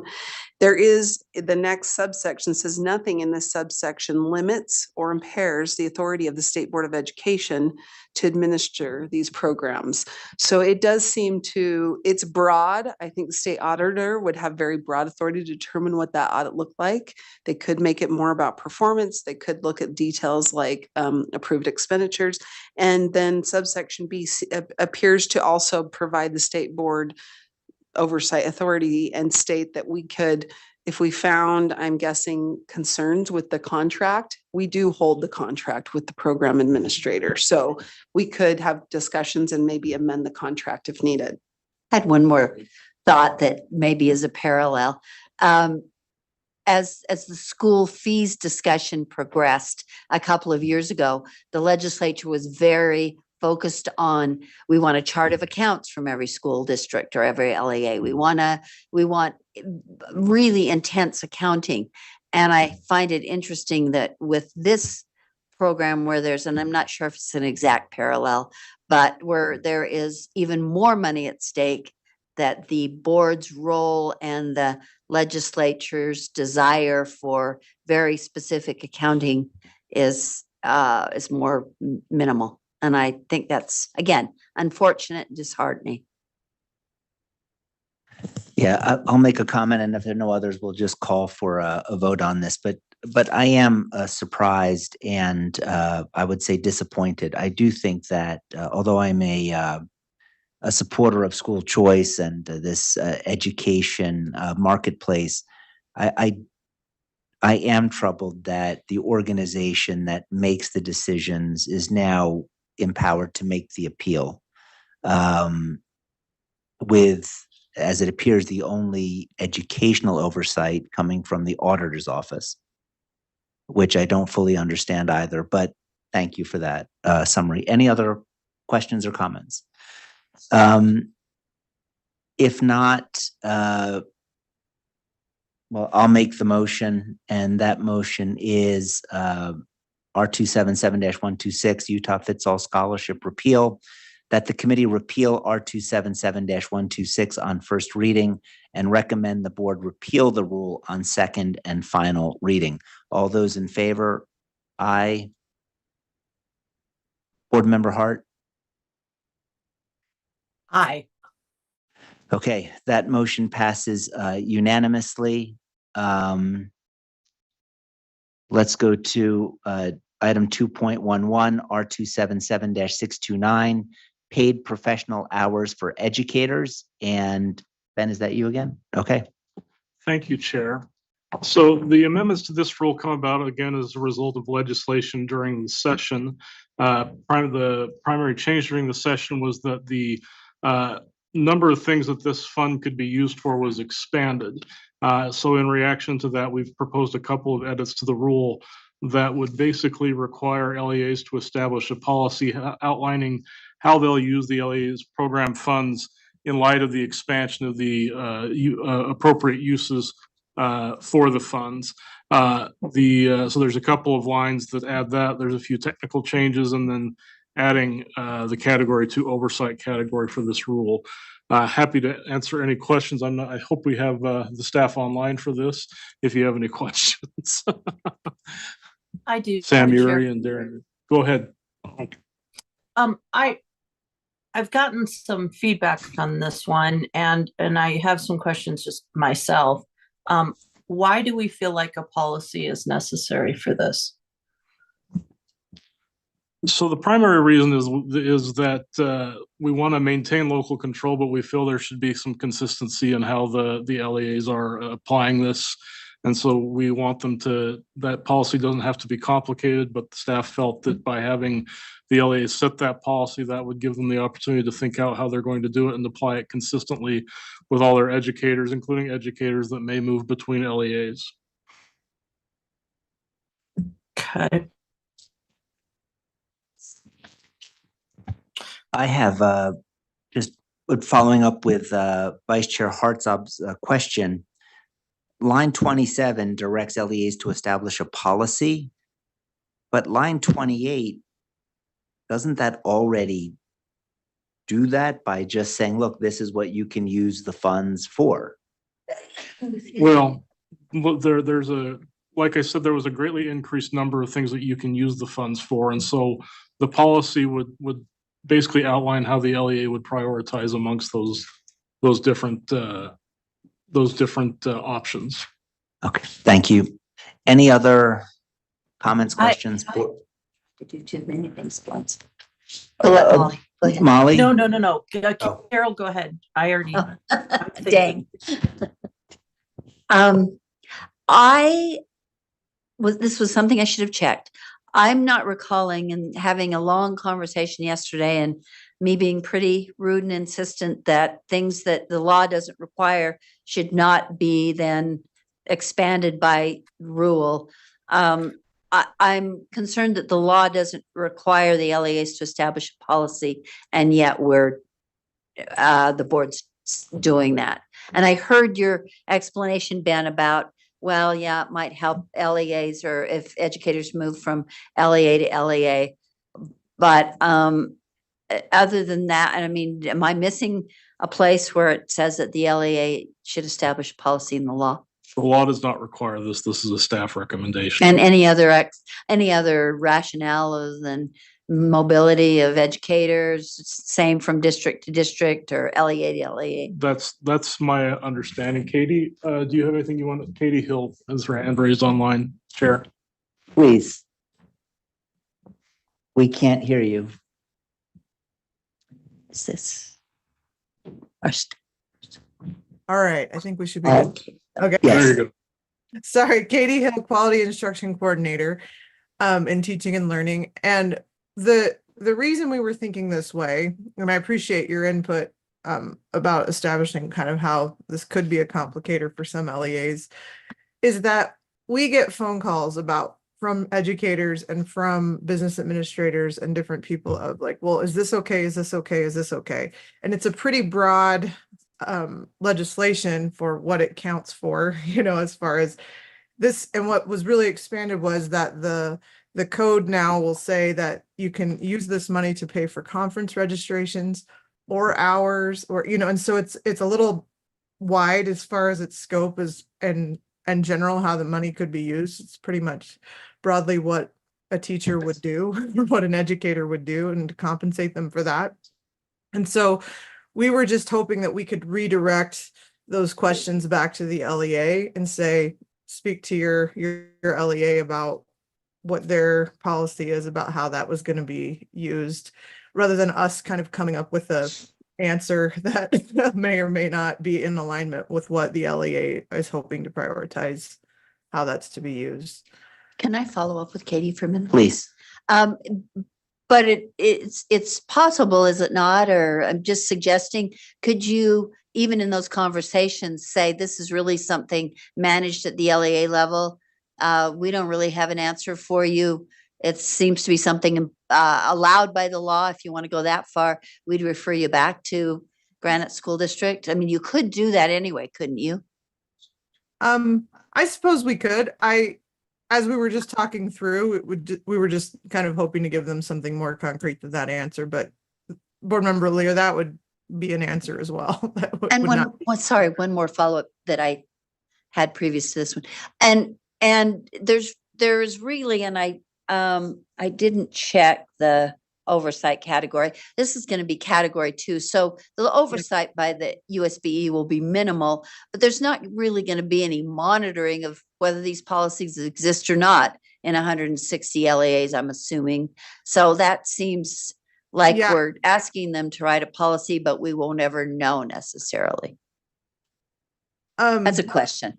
Yeah, I think that's accurate. Yes. And that like, we would definitely want to support them in writing a policy that would be helpful for them. But, you're right. We're not, asking to retain those policies from them.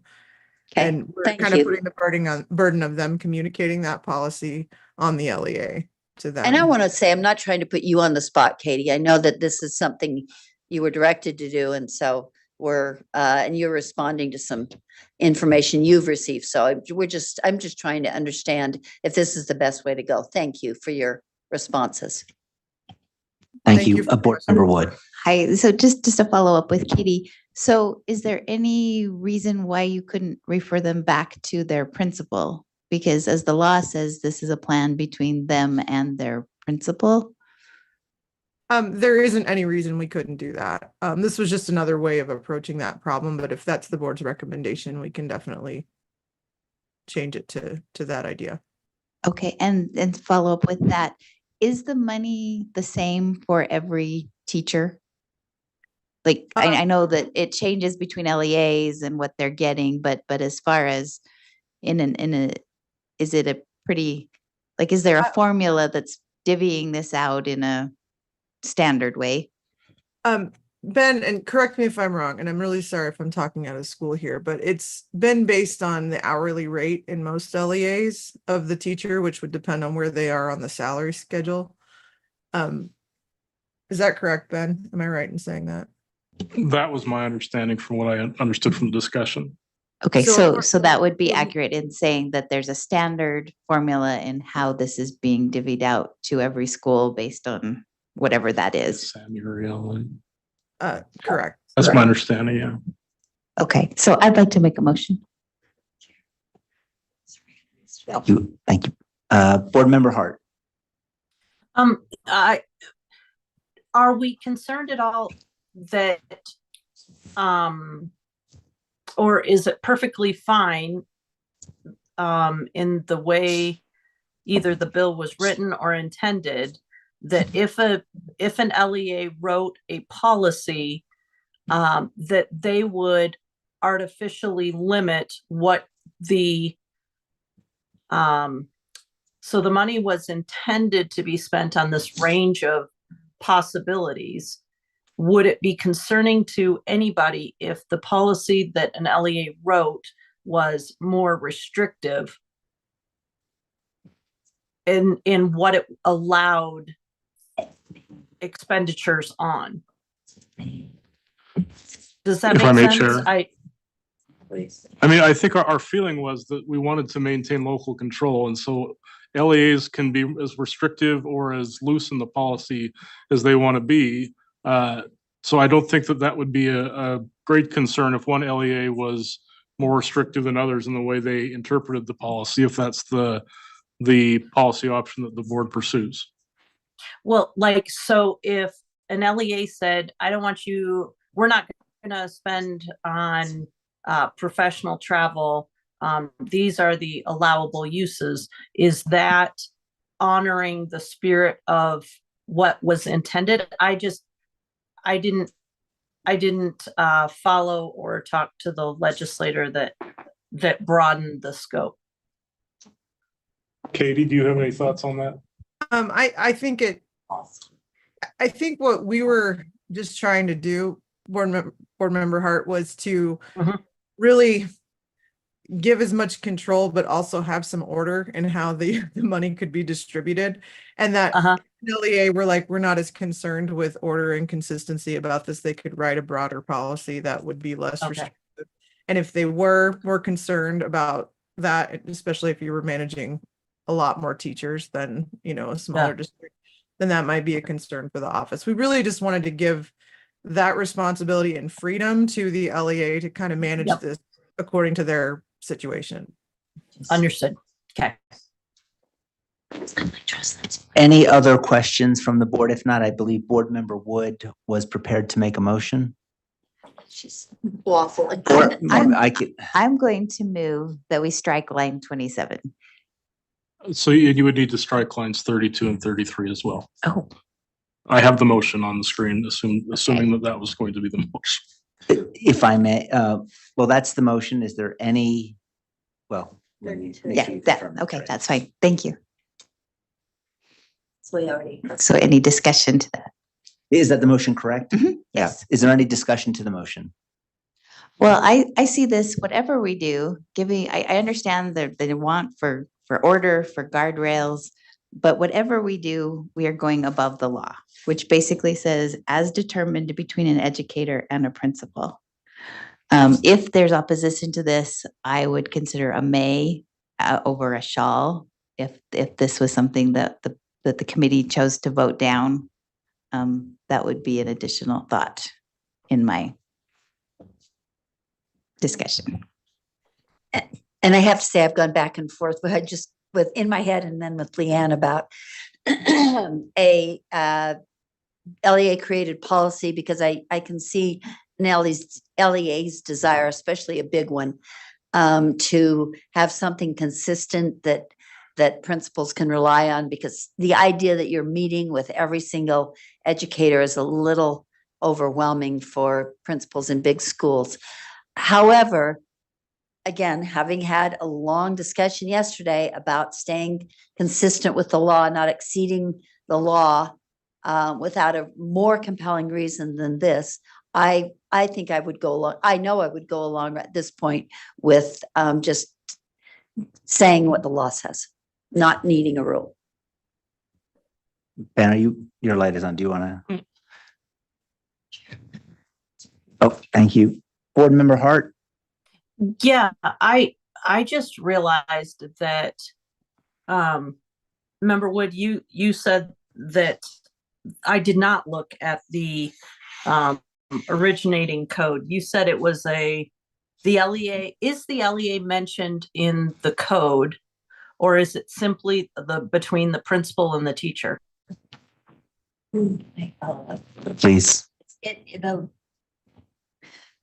The exact wording from code, I printed the bill to bring it with me, as determined. And which bill was it? Oh, so I have code. This is 53F. 203. 203, Oh, yeah. So I just have the code language, as determined between an educator and principal, using qualifying time for professional learning that follows a comprehensive evidence-based approach to proving an educator's effectiveness in raising student achievement. So it gives the why and the what and the who. Okay. All right. So to me, if we forwarded it, I was originally interested in a may, but now I have switched to supporting what Member Wood has said, because what we have effectively done is switched to now the LEA has oversight rather than the board, the intention of code, leaving it between a principal, leaving it at the school level. We've now moved it to the LEA level. And I see that as a problem similar to the problem that we encountered with TSSP, or we could with land trust, when we take what is intended to be a very localized, and in this case, school level decision, and we have moved it to an LEA level decision, which, whether that's a good move or a wise move, that is not what we were given by the legislature. So I do think that I very much heard, and in the short time between yesterday's meeting and today's meeting, I have reflected on what Member Lear was referring to. And Member Lear, you are right, and we should stick to code, because whether we like it or not, that's what we're given to work with. So I am in support of this motion. And I understand why we would want to create clarity. I did want to be able to provide a little bit more structure for schools, but I just don't think the code supports our ability to do that in the way it was written. I have a question. Okay, I have a question for Superintendent Stallings. So in the code, it says an LEA shall use funding under this section to provide paid professional hours. This is because funding comes through the LEA level always, right? It goes through us to the district and to the LEA, and then however. So there is a difference between how the funding is distributed versus the plan. Because the plan is determined between an educator and a principal. Does there need to be a policy at the LEA level in how they distribute that? Or is that already formula based through the law? It's not. So may I? So LEAs under the law have the ability to do this as a stipend. They can do it per hour. Some have chosen to apply the hourly rate of the applicable educator. So like if the educator makes $60 an hour, but another one makes 40, they would be paid different. Other districts have chosen to say it's $50 an hour, everyone, regardless of where you're at on the salary schedule. The funding does not go to the school level. The principal does not have the authority to say, we're going to pay these teachers $40 an hour and these 60. That is determined at the district. So it's very different than School Land Trust and TSSA, because it's not that the principal has the authority to say, I'm going to pay teachers this way versus another school might do it another. I think the district is doing the money side of it in this case. And that is where the policy calls have come. The questions are generally more about how do we distribute these funds? What happens if the educator only worked 20 hours versus 32? Can we withhold? A lot of that's been more district level questions and driven. So I don't know about fully taking the LEA out, because I do believe LEAs have established policies and done them uniformly. That's my understanding. So then the question is that on line 27, as currently is, it's not so much how the LEA will use the program funds, but how they will distribute the funds would answer a lot of questions that would not bubble up to this level. Because if there's a certain policy as to how they're distributing it, but that would keep the plan, because I think to me, use is the plan between the educator and. Yeah, that's good. And the Okay, other that thing- is that's a completely May I- different issue. Let's, Deputy Stallings, I think is illuminating all of us. So Deputy Stallings. I apologize, but I think I just don't want to discount the fact that principals do work for districts. And if a district were to say, our district policy is, as you're developing plans, that we're not actually going to do distributions for the conference to ABC versus, I do think there are some protocols. And I guess I don't want to defend local boards and superintendents. I don't see though that this is as much of a local school level decision as School Land Trust and TSSA. That's just but there's gray there. And you have that ability to make that call. And Superintendent Shelley, no offense when she said we don't defend local superintendent. No, I'm kidding, but go ahead. In light of what Deputy Stalling said, is there any additional questions, any more deliberation? Now this is confounding me, consterning me. Is that a word?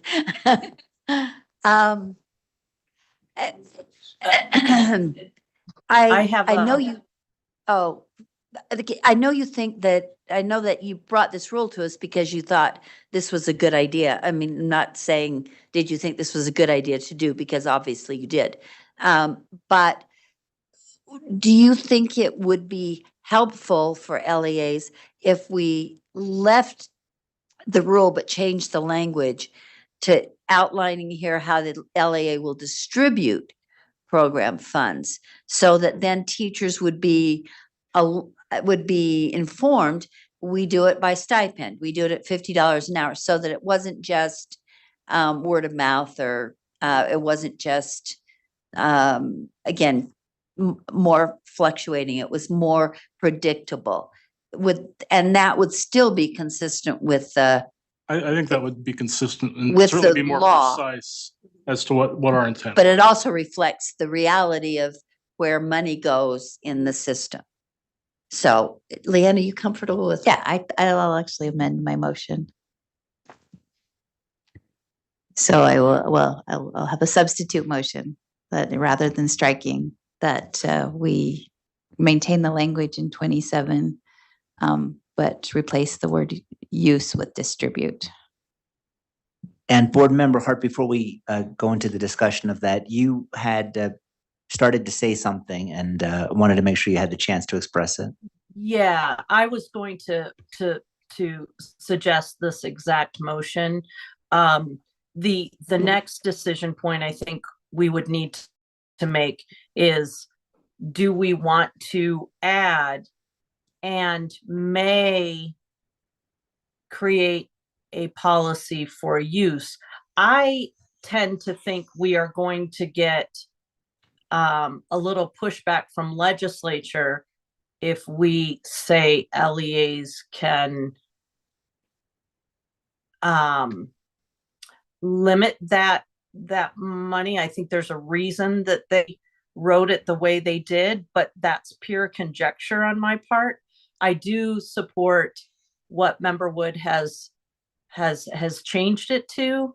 The question to me remains, do we indicate that they may create a policy for use, or do we simply leave it alone, which doesn't speak on that matter? I think that's a good point. Let me ask Deputy Stallings and Director Rasmussen, if we don't put that language in there, they're still free to do it, right? We don't have to say they have that power inherently. We don't have to give them permission. Yeah. Right. So Molly, did you hear that? They weren't on mic. Yep. We don't Yep, have to no. give them permission to create the policy. Yeah, so I don't. I am good with that. I think we should move forward with considering what we have before us. Thank you. If there's no further discussion to the motion, Member Wood, do you mind reading the motion and then we'll vote on it? Hold on. Oh, it's too late. We just voted. No, go ahead. No, do we actually need a requirement for a policy, or can we just say that LEAs shall determine how they're distributing? Do they need to have a policy for that? I'm trying to now think about if we can minimize their work. Does that require a policy? The statute does not require a policy. That was simply a staff recommendation for how to handle it. Okay. Doesn't that put us back to where we first started, which was just striking the line? But I think it provides clarity to say that LEAs can create. Let's do this. Anyway, okay. I don't know if this is that okay. Yeah, please. I'm not sure if this is consistent across LEAs, but I do think that it would be helpful for the board to say, you need to tell your teachers, and it doesn't seem burdensome, but you need to tell in advance, establish a standard for how you distribute these funds so that teachers are informed, and so that if the public asks, they can give them that information. I'm not sure if doing it by policy is necessary, but by policy enables that local boards will vote on it and it will be memorialized. So that's where I'm a little conflicted, because we could say shall outline how the LEA will use program or will distribute program funds, but the policy makes it available to others in the community. So that's why I'm leaning toward policy, even though it does maybe makes a little more work for LEAs. But I welcome anybody else's thoughts about that, because I think we do need, this is to Molly's point earlier, I think it is important for us to acknowledge that that's how funds are distributed from the legislature. They go from the state to the board and to the LEA, not to the individual school, which is a misconception a lot of people have. So I think I would like to establish a policy outlining how the LAA will will distribute program funds. Is there any change to Board Member Wood's motion then? Because it sounds like you're saying, Yeah, I talked around that, didn't I? Yes, I know there's no change. okay. So if there's no further discussion, then let's vote. Board Member Wood, if you could just read the motion one more time. Yep. I move that the committee amend line 27 to replace use with distribute. Any discussion to that? If not, let's vote. All those in favor of the motion? Aye. Aye. Board Member Hart?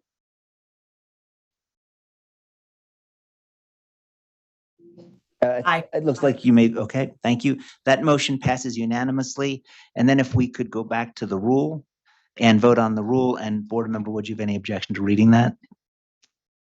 I move that the committee approve R277-800 draft. Oh, sorry, I'm down below the committee. There's a light glare right where it's at. That the committee approve R277-629 draft 1 as amended on first reading and forward to the board for approval on second and final reading. Any discussion to that? Let's vote. All those in favor of the motion as read, aye. Board Member Hart? Aye. Okay, that motion passes unanimously. Thank you. Let's go to item 2.12, R277-800, Utah Schools of the Deaf and Blind. And we have soon to be Dr. Coleman. I'll take the lead and then they can answer questions if that's okay. Okay. So I want to first off point to the board that we're looking at draft 2. There were a couple of small changes in draft 2, but this is a follow-up to committee discussion from back, I believe, in November, where originally they presented the idea of USDB allowing some siblings of students who are deaf to attend the school. They've worked with their stakeholders to prepare a proposal for the board, and the proposed rule language is the new, I think it's the last section of the rule, if I remember correctly. You'll find that on lines starting on line 357. And so the proposal would allow hearing siblings to attend no more than one per class in the deaf school, and that has the conditions under which that would be considered. We've also added one other change. Let me see if I can find it just briefly. That was to take out language on the 5% carryover on lines 272 through 276. That was line 365, and was that? So the new proposal on hearing siblings starts on line 357, and then the one other change, substantive change we're proposing, starts on line 272. That deals with the USDB budget. It takes out a provision on the 5% carryover, and Superintendent Coleman can speak to that if you have any questions about the purpose of that. Superintendent Coleman and Associate Superintendent Tanner are here if you have questions. Yeah, I just would like to put on the record, we did extend the invitation to have Superintendent Coleman and Tanner address this committee earlier on, and they both waived that, saying that they would be happy to wait their turn. So you may regret that decision now, but are there any questions from the committee? I would just like, if you can help me understand the change with the WPU. I recognize that there was some information that we were provided that USDB does not get WPU, period. And we understand that they're funded a completely different way. But we're talking about students who may be moving from another school. True. So, yeah, and I appreciate that question. For the record, Superintendent Coleman speaking. So this is going to be, first of all, we were told that USDB is not eligible for WPU funding. So that's bottom line. Second of all, this is going to be such a rare occurrence. We're talking a couple kids in an entire school at the most. And so we're not really worried. It shouldn't be a concern at all, the funding part of it. Board Member So Lear? you're saying that you just absorb the cost of those students. And I had a question about the 5% the change to the 5%. Tell me again the line number on that, Ben. 272. 272. 272. And the purpose for that change? This was kind of spurred by the co-chair of the Public Ed Appropriations Committee, Senator Fillmore, during our public meeting during the legislative session, this last session. We were questioned a little bit about in our preparations. Well, why do you have more carry forward than the 5%? Is the 5% each year, or is that a cumulative total? And the history of this was apparently 2 or 3 administrations before mine. There was an inordinate amount of not spending on the programs in an effort to save a lot of money to do special projects that were not authorized by the board or the legislature. That's why this was first put in. The reason we went a little bit over the 5% this year is just because we had a delay in executing projects due to the effects of the COVID, what I guess you'd call supply chain and economic situations, which I don't ever see us even having this be a problem again. But when Superintendent Scott Jones and the chair, after the comments in the public meeting, Senator Fillmore said, well, you should probably talk to your board about adjusting that or changing it. And so that's what spurred this. And they said, why do we even need this? The board has very good oversight of USDB and its budgets now. And the amount of carry forward in the projects and enrichment funds, everything else is very closely monitored. So it's not really necessary to have an arbitrary carryover amount in the rule anymore. Okay, that's helpful. Thank you. Any other questions or comments? If not, then we will entertain a motion. I would love to do this one. Thank you. I move that the committee approve R277-800 draft 2 on first reading and forward to the board for approval on second and final reading. If there's no comment, let's vote. All those in favor, aye. Aye. Okay, that motion passes unanimously. Thank you, superintendents.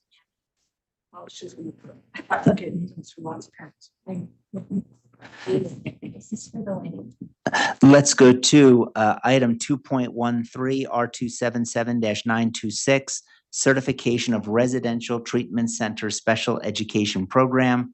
And Director Rasmussen, are you going to introduce us to that? Thank you. Yeah, so this rule is up for its 5-year review. This governs USBE supervision of residential treatment centers. The one substantive change that is proposed is on lines 103 to 105. That was simply a time-limited thing that we don't need anymore because it was basically for applications that came from before 2020. And we're now several years past that. So, but other than that, no substantive changes. We did add an oversight category for this one of category 4, given the monitoring that's done here. But Director Assistant Superintendent Voorhees, I think, can answer any questions if you have about this, or I'm not sure if Dana's online. Dana Archuleta is online as well. Are there any questions from the committee on R277-926? We have Assistant Superintendent Voorhees and Dana online. Yes, I have a related question, and I was going to ask if it was still Superintendent Voorhees who oversees this program. Apparently it is. So, Leah, can I we had some concerns initially when this, oh, there you are. You're not online. I was staring at you. Anyway, we had some concerns with this bill was passed, and it seemed like it would be a big burden. And then I think you came into that job right about the same time.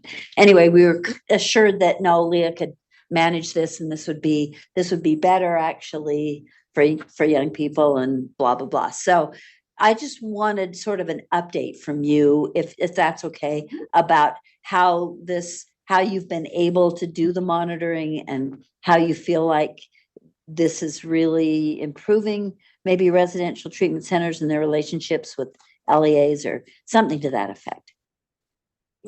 Chair. I'm happy to respond. Leah Voorhees, Assistant Superintendent of Student Support. So Dana Archuleta, who is online, was hired half-time with the funding that the legislature gave us to implement this program originally to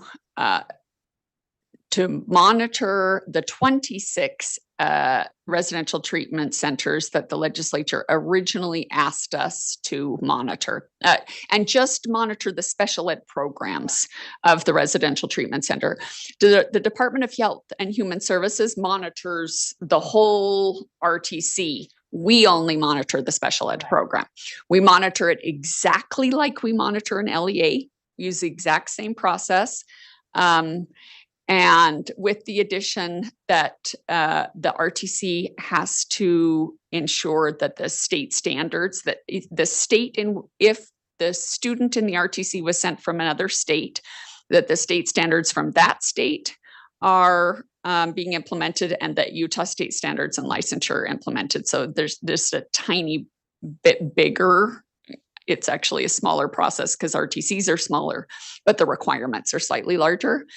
So we've been doing that for 5 years now because the rule is up for continuation. A couple things have changed in the implementation.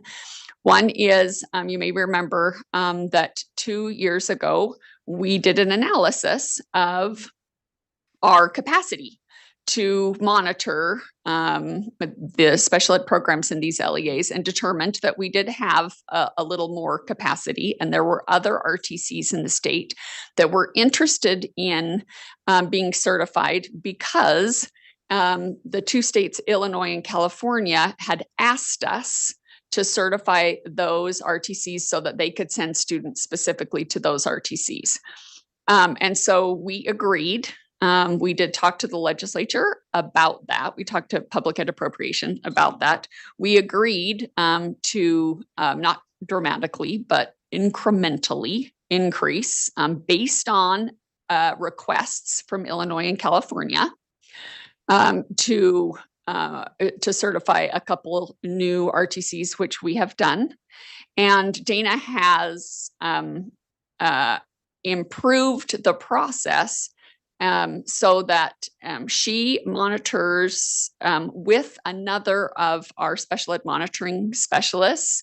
They go together, so two of them go at a time. And 2 sessions ago, the legislature removed the appropriation that they gave us for this and began to charge the RTC's fees. So state funding is not paying for this process anymore. Fees are being charged of the RTCs for the certification for the monitoring process. And and we've created a relationship with DHHS so that when they have any concerns about an RTC, we immediately put them on probation. If we have concerns, we share that with DHHS. DHHS has closed an RTC in the last couple of years. At least one, and Dana would have to correct me, but at least one RTC has closed of their own accord in the last couple of years. And then we have added, as a result of requests from California and Illinois, we've added a couple RTCs to the list. The process is going really well. And one of the things that Dana has done that I really appreciate, I think the RTCs appreciate, and that speaks to your question about students actually getting good service, and is that she has a community of practice that she has started with the directors of the RTCs that we monitor. And so they meet, they talk about not just compliance, but they do talk about compliance because it's important, right? But they also talk about program improvement issues. She introduces them to the special education initiatives that we introduce to LEAs. So the same types of program improvement topics, instructional and compliance, that we discuss with LEAs, she is discussing with the RTCs. So to answer your question about, are we better off? Yes, we are doing work we were not doing 5 years ago. But I believe that the RTCs are benefiting, and Utah is likely benefiting, but we have so few of the students in the RTCs that are Utah students. But the students from California and Illinois are benefiting. So if that's the criteria, yes, yes. Kids are benefiting. And I guess just a quick kind of repeat to you to make sure. So it sounds like you have roughly the same number you're monitoring that you Yeah, were. it's just a couple more than before. Which was one of my concerns Mhm. is, could this be suddenly go from 26 to 50 to 150, but it's roughly the same Yeah, number. So, and the RTCs did testify at PEA when they asked if we could expand the number. They did say, no, it's not, it isn't a huge number. It's specific RTCs, and that is exactly what has happened. So. great. Thank you for that very thorough And answer. if Dina needs to correct me, I'll have her raise her hand, but. Nope. Okay. You're right Thank on. That was really helpful because I had grave concerns. Thank you. Thank you. Just to follow up to Board Member Lear, the consistency of the numbers, is that because we're sending the message we don't want to grow? Is that just happening organically? That's a great question. Thank you. So originally, the legislature asked us to do this because the legislature, actually the governor, received a request from the governors of Illinois and California because both states had law changes that required that if they sent a student out of state for purposes of a free appropriate public education, so for purposes of special education, then the state in which the student was sent had to certify the program, which was not something that we were doing. So the governors actually requested that. Lieutenant Governor Cox at the time came to us and asked us to put this process in place. And so the number of RTCs is really based on the need of Illinois and California. So I meet with the special ed directors in both Illinois and California at least monthly, sometimes more frequently than that, and talk about their needs capacity-wise and their needs specific to the disabilities of the students that they want to send. And Dana has done a great job if they say we have a need for an RTC that will support young men who have cognitive disabilities or young women who have learning disabilities or those kind of things, then Dana at her community of practice meetings talks to the RTC directors about, hey, do you have a friend or do you know a colleague or do you know of an RTC that might be able to fit this need? And then it's kind of that relationship of how we determine whether or not we would certify a new RTC. Does that answer your question? It does. Thank you very much. If there are no further comments or questions, we can entertain a motion. I'll make the motion.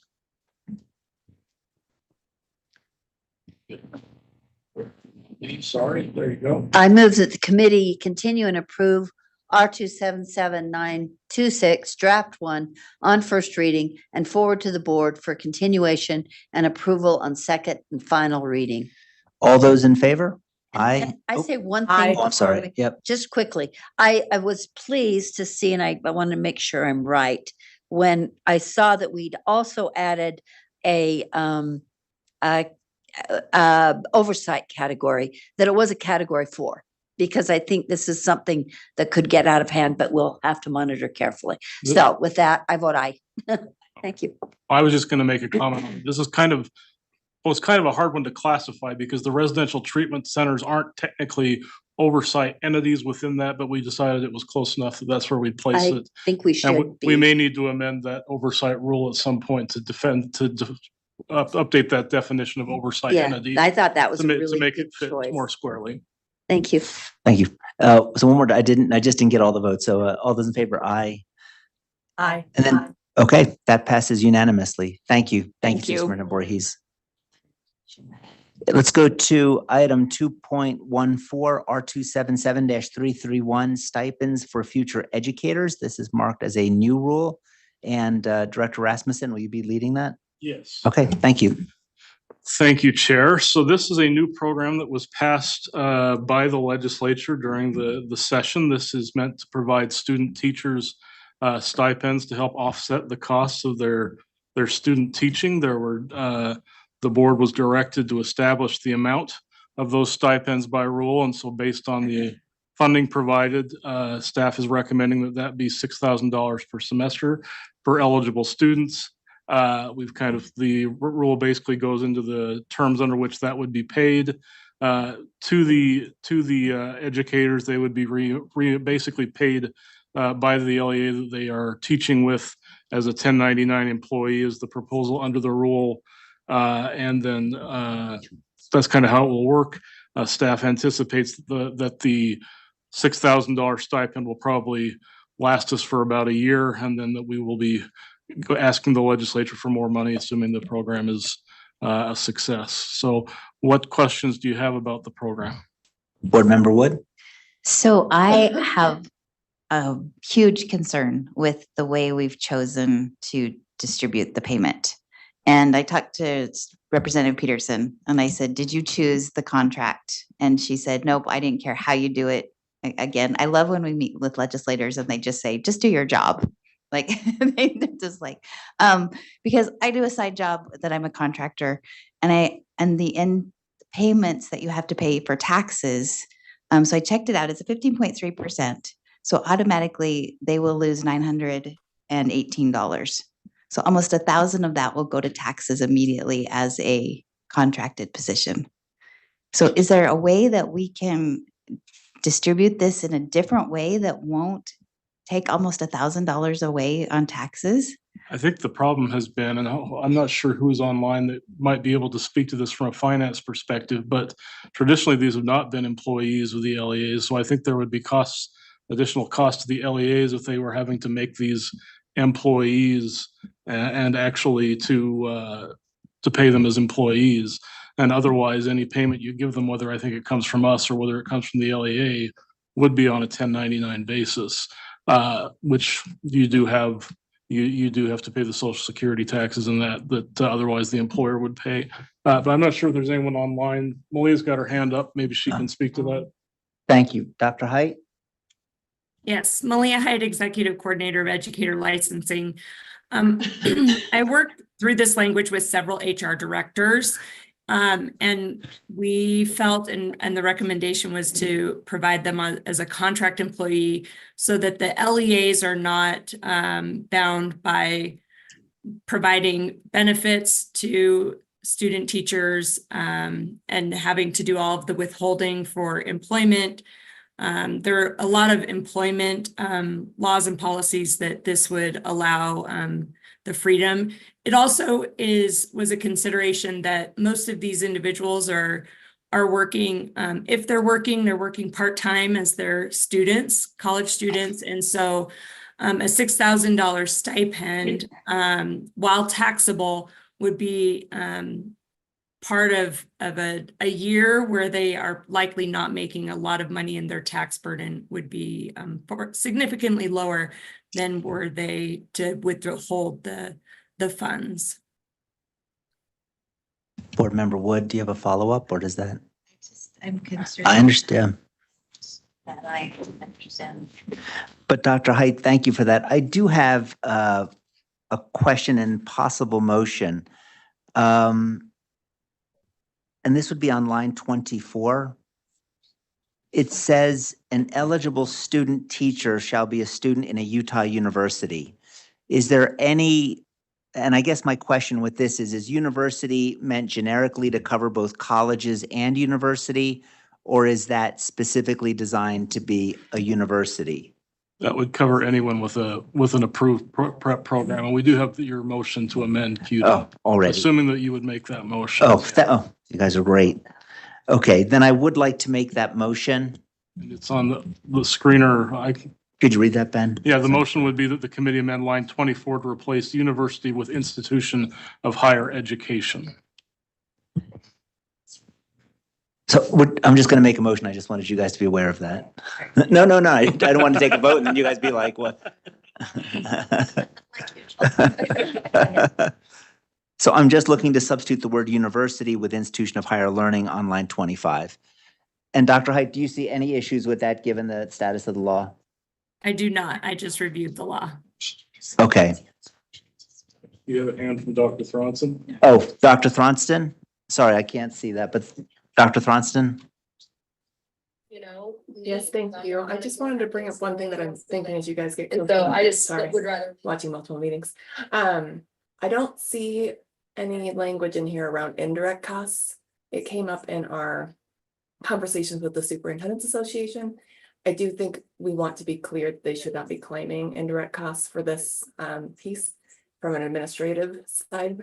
So just a recommendation that be considered as an amendment to this rule it just came up this week and I didn't realize it wasn't in here, and it really should be, to keep that clean and that the educators get the full amount, not an amount minus that indirect cost.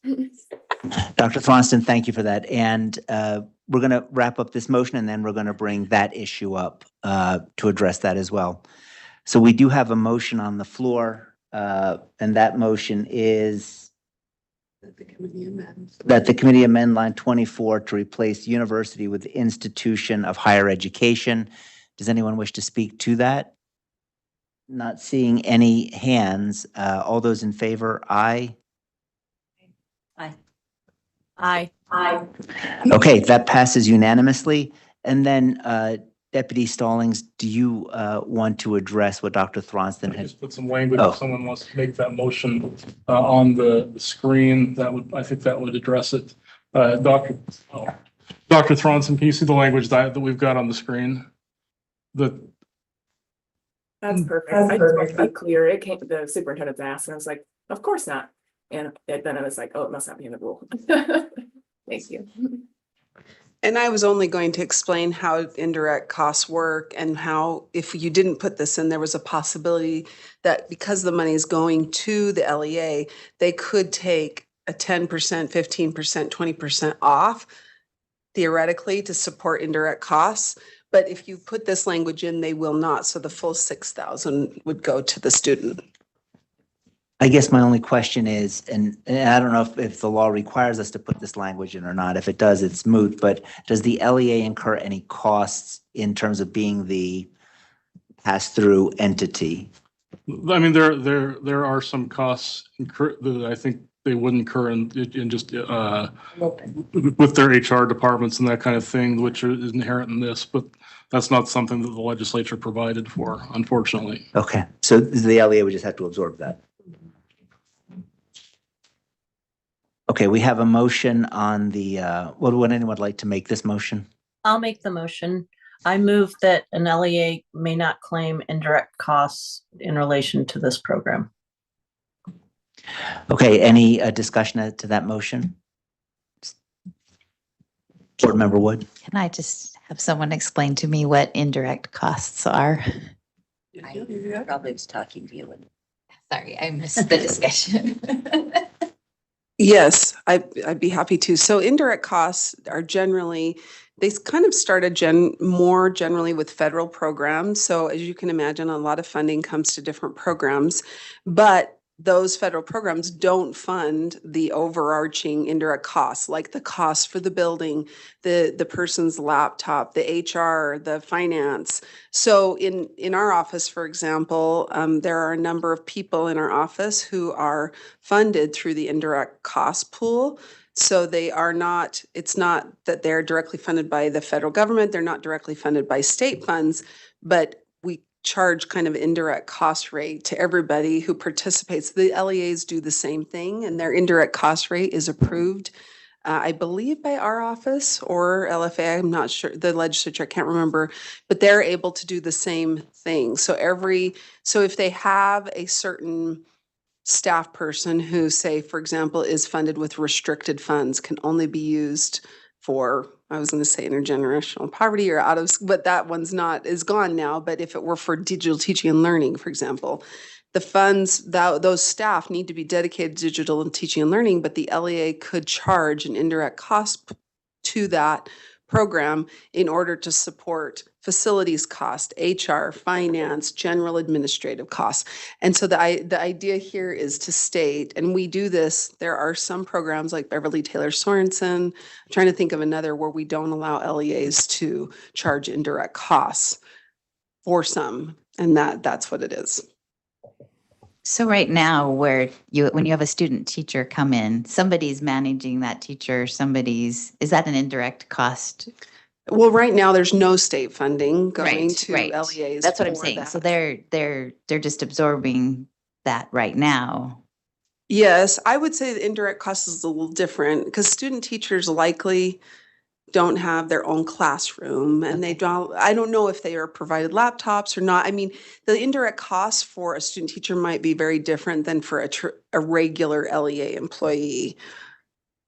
It'd be like comparing our interns' impact on the agency versus me. I'm going to be a much higher impact and need a lot more support than our legislative intern would. But at least this prevents it, however. Correct. However little. And LEAs would probably have a separate, a special budget for their mentor teachers and how they would be separate from indirect costs. Okay, no further discussion. The motion on the floor is that the committee add to line 37, B, an LEA may not claim indirect costs in relation to this program. All in favor? Aye. And I wanted to go back to Leanne's point about the taxes, if we can. Yep. Can I just clear the vote? Of course. This vote passed unanimously on this motion. Board Member Lear. Oh, no. I'm just wondering, I had a thought, because I also received a couple of texts saying, yeah, good point, Leanne. I'm wondering if is there a way, I mean, how confusing, and I know I'm asking you to kind of speculate from what you've heard from LEAs, but would it be too hard to say in this rule, LEAs may put them on a 1099 contract or any other I'm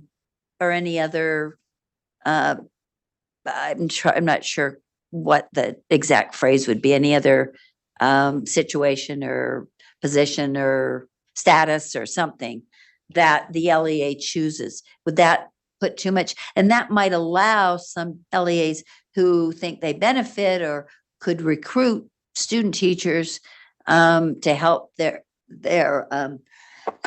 teacher attraction, that it might help them by offering a little more money. Is that too confusing? What do you think? I'm not sure how many LEAs would be looking to do that. I guess we could. I'm not sure.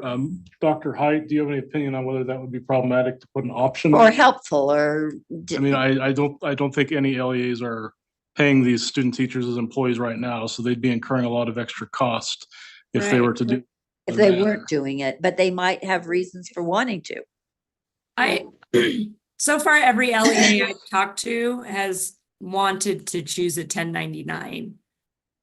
Which is why it was included in the language. This is also the method by which we paid stipends for our Grow Your Own scholarship program. Okay. And as I said to Leanne, they're getting money where they used to have to be paying money. So the fact that it's a little less than it might be is still a huge benefit. And I remember those days of being so poor and having to pay to student teach. So I'm minimally, I'm somewhat sympathetic, but that's a helpful answer. I'll just leave it alone then. Thanks. I mean, it's probably something that in future years, if the program proves popular, that you push the legislature for more money so perhaps give bigger stipends to address that. And then maybe let them have indirect costs or something like that. You could, those are. Thanks.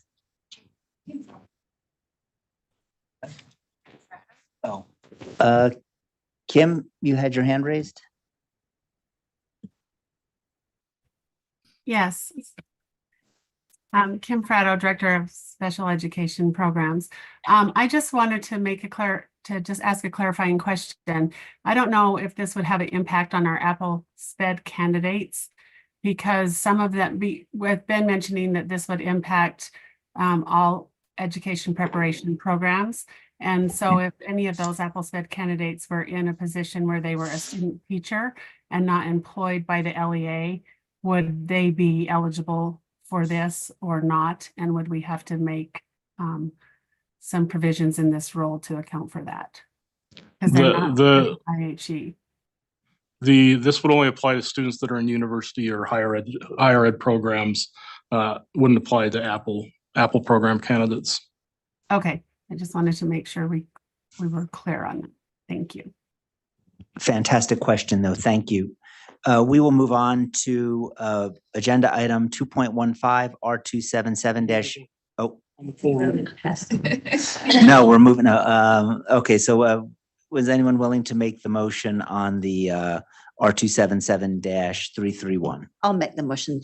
I move that the committee approve R277-331 draft 2 as amended on first reading and forward to the board for approval on second and final reading. Thank you. Any discussion? Seeing none, let's vote. All in favor, aye. Aye. Okay, that motion passes unanimously. Agenda item 2.15 R277-322, Local Education Agency Codes of Conduct Amendment and Continuation. Director Rasmussen. Yes, thank you, Chair. So this one is up for its 5-year review. Just double checking. I don't believe we did add the oversight category of a category 2, meaning minimum staff interaction. There is some one technical change just on line 37, which the AG's recommended.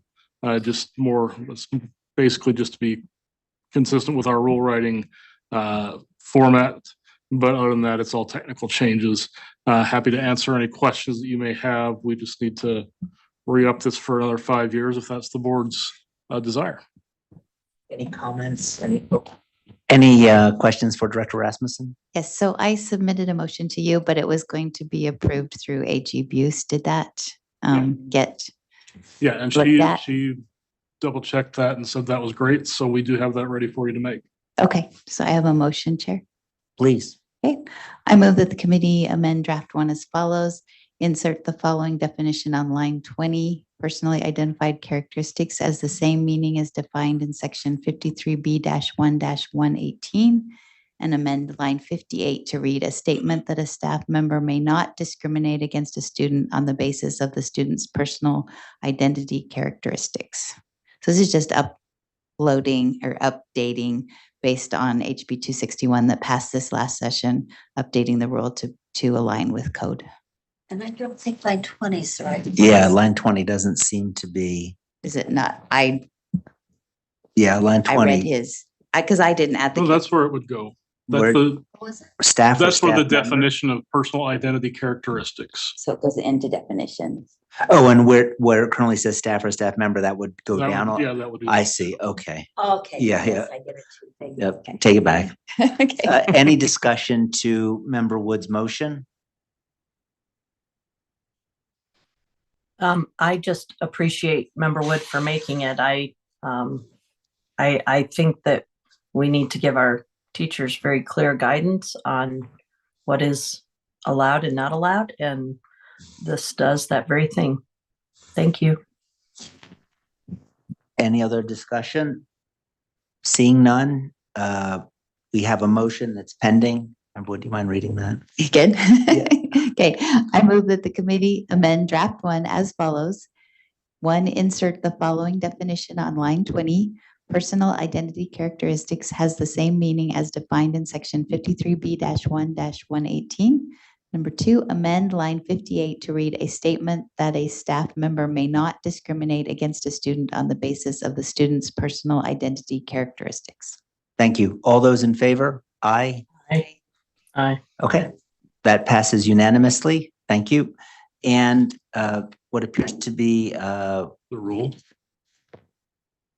yeah, we have to now vote on the actual. So is there a motion on item 2.15 R277-322? I'll go ahead with that. Thank you. Did it put in as amended? Oh, I can add that. Thank you. Okay, I move that the committee continue and amend our 277-322 draft 1 as amended on first reading and forward to the board for continuation and approval on second and final reading. Any discussion? Seeing none, let's vote. All in favor? Aye. Aye. Aye, sorry. Okay, that passes unanimously. Thank you. The next agenda item 2.16 R277-101 public participation in Utah State Board of Education meetings. Director Rasmussen. Yeah, thank you, Chair. So this staff determined to review this rule just as a result of the legislature updating the statutes on the Open and Public Meetings Act.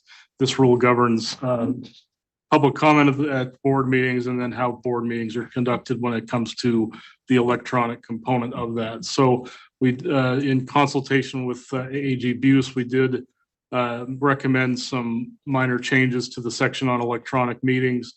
You can see those changes primarily begin on line 76 and then go through lines 88. Happy to answer any questions you have about those changes, and AAG Buse is here to assist me with that as well. Are there any questions or comments? Just give everyone a few minutes to take a look at that, review it. AAG Buse, do you have any? Just trying to make it match the bylaws. So Yep. that's-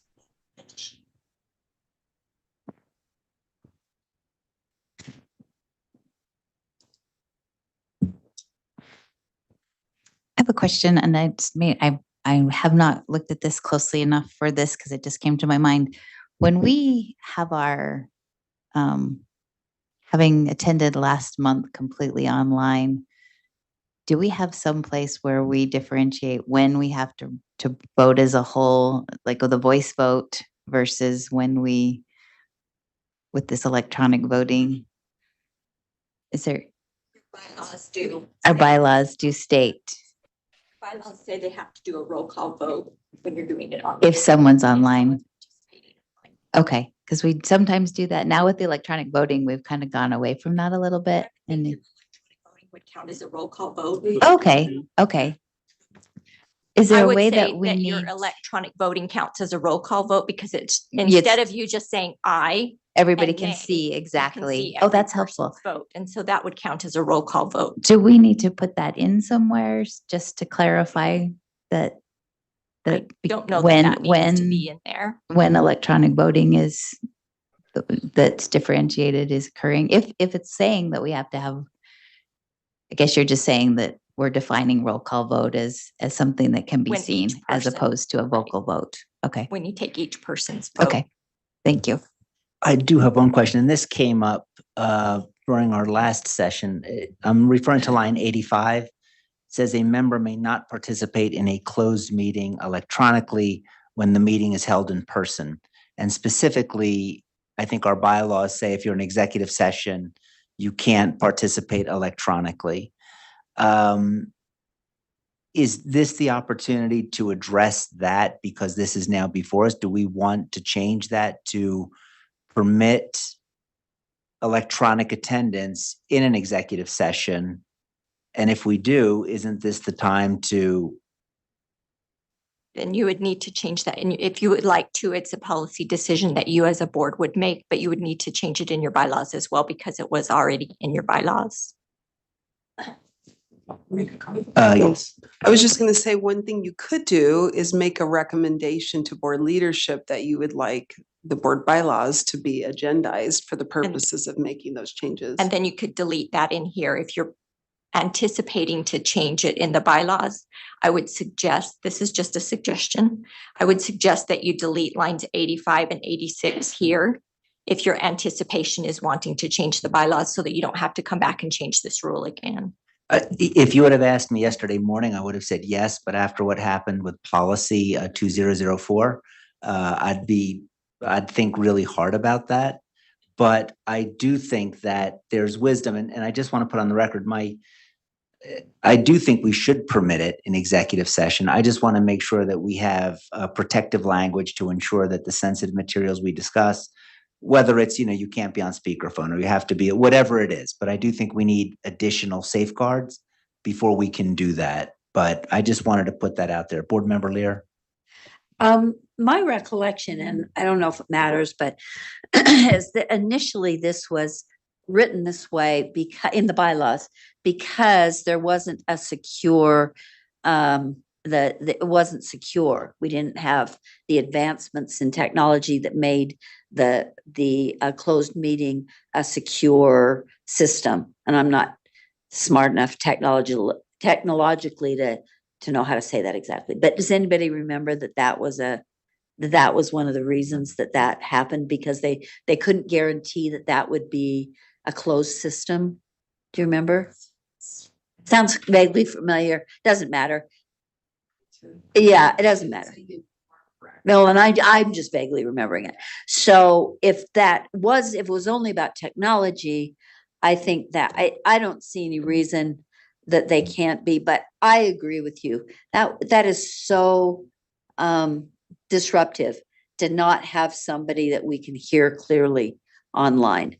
And so I don't know how you address that in a rule, and I also am concerned. I don't want this to turn into, I got a little twitchy when somebody said, oh, well, you can just text Molly your comment, and then Molly can make your comment, because I think the person does have to be in the room with others. I like that better than just some kind of a relay kind of a process. So I know I'm just expressing my thoughts, but I'd like to hear what the rest of you think and why.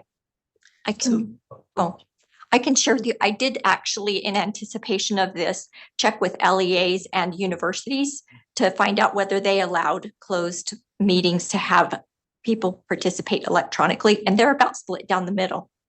Yes, there were some that were and some that were not. And the ones that were had things like that the individual had to ensure that there was no one else present in the room, or that no one else could hear the conversation. So they did have some parameters on it, but it was about split down the middle. Yeah, and what I was going to add, because once you continue with your comments, I did remember, or it triggered that we do have some technology limitations when the meeting is here in person and people are participating online. We can't do the same streaming that, they have to call in on a phone. One thing to note is that the legislature's rules on electronic participation require the legislators to turn their camera on and be seen when they are voting, so that you can see them, that's who is actually voting, which under the way we currently have it, we don't have that possibility because it's a call in on a verbal, like a phone only. We have had executive sessions that are completely virtual, where it's done through the Zoom mechanism. So that is another option, I guess, that could be considered. But I did want to share with you that the legislature does require people, when they're participating remotely, to have their video on and be able to see that they're the person voting. Thank you. Board Member Hart? Yeah, so when this came up recently, I just wanted to fill in just with some more additional information. Initially, because it would have required 3 board members to put forward a proposal, there appeared to be 3 board members that wanted to do that. When we followed back up with them, those 3 board members actually, after investigating the issue, declined to bring that forward. So it could come back with 3 board members, or it could come back through a committee. But there was some pushback initially when we thought that some board members were going to move that forward, just FYI. And maybe this is for Vice Chair Hart and Deputy Stallings and Director Rasmussen, but if we wanted to call the the bylaw back and age abuse, if we wanted to call the bylaw just to look at this section of the bylaw, are we able to do that? Or if we call it back, it opens up? You could agenda. You may, you do have the authority in board leadership to agendize only one section of the the board bylaws. And we have done that in the past where we've brought back just a portion. I actually believe one time we brought back a subsection only of a section of the bylaws. So yes, you could limit it to a smaller portion.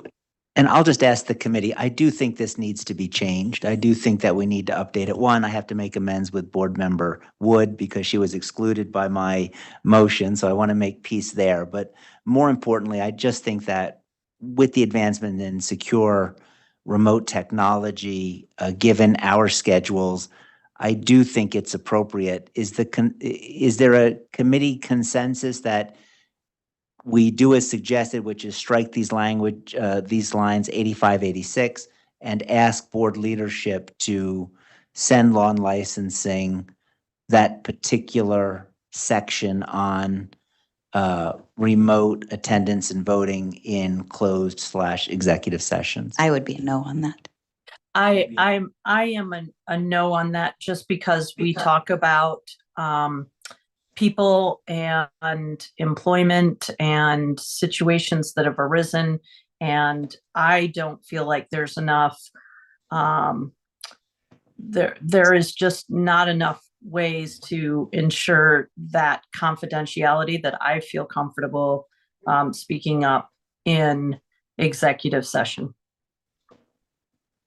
That's a good, I'm glad you two spoke first because I was being a little more, I was thinking that it would be hard to just strike those lines today because I would want some protections built into this. I think the Angie idea of having a person in a room and then having an assurance from the individual there's no one in the room or can hear the information, I think those would be absolutely necessary. And I'm not sure I could draft those or would want them drafted without giving it more thought. So I think right now I'm a no on deleting them, but I wouldn't mind.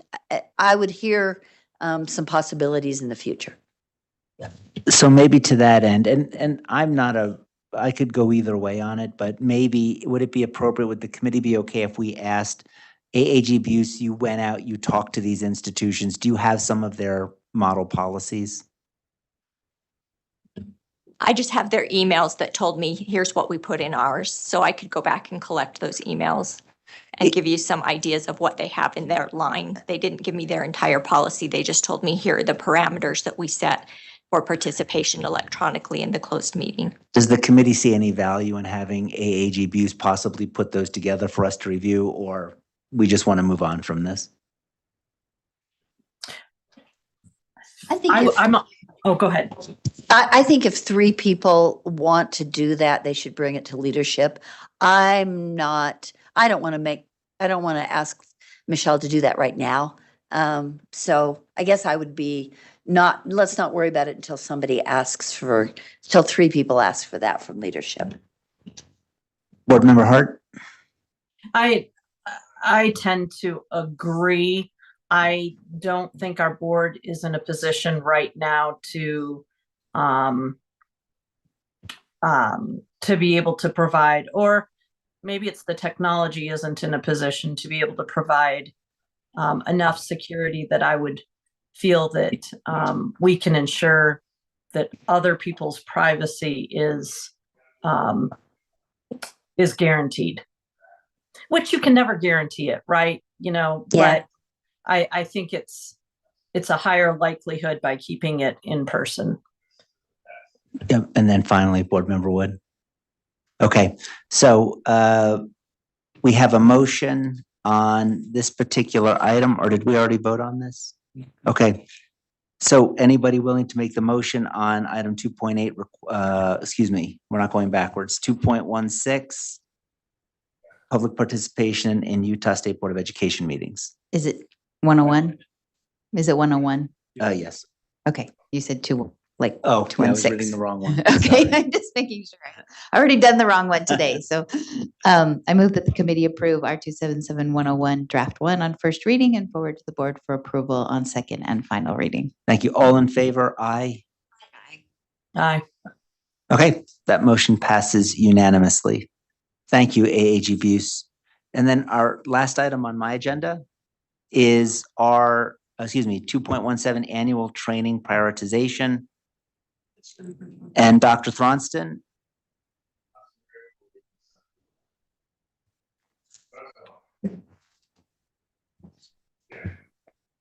Is she bouncing between meetings? Is that charging your computer? What's that? Yes. Is it charging my computer? Oh, actually, my battery is 59%. Huh? Yes. So Yeah. it's not charging. No, because It's it not wasn't, charging it your- wasn't charging my phone either. Yeah. That's funny. I thought, I wasn't sure if it was I mine. have 7 hours on it, but it's only at 59%. You're probably fine. My computer's, well, my computer's about the same level, but, Okay. She's online, possibly with standards and assessment.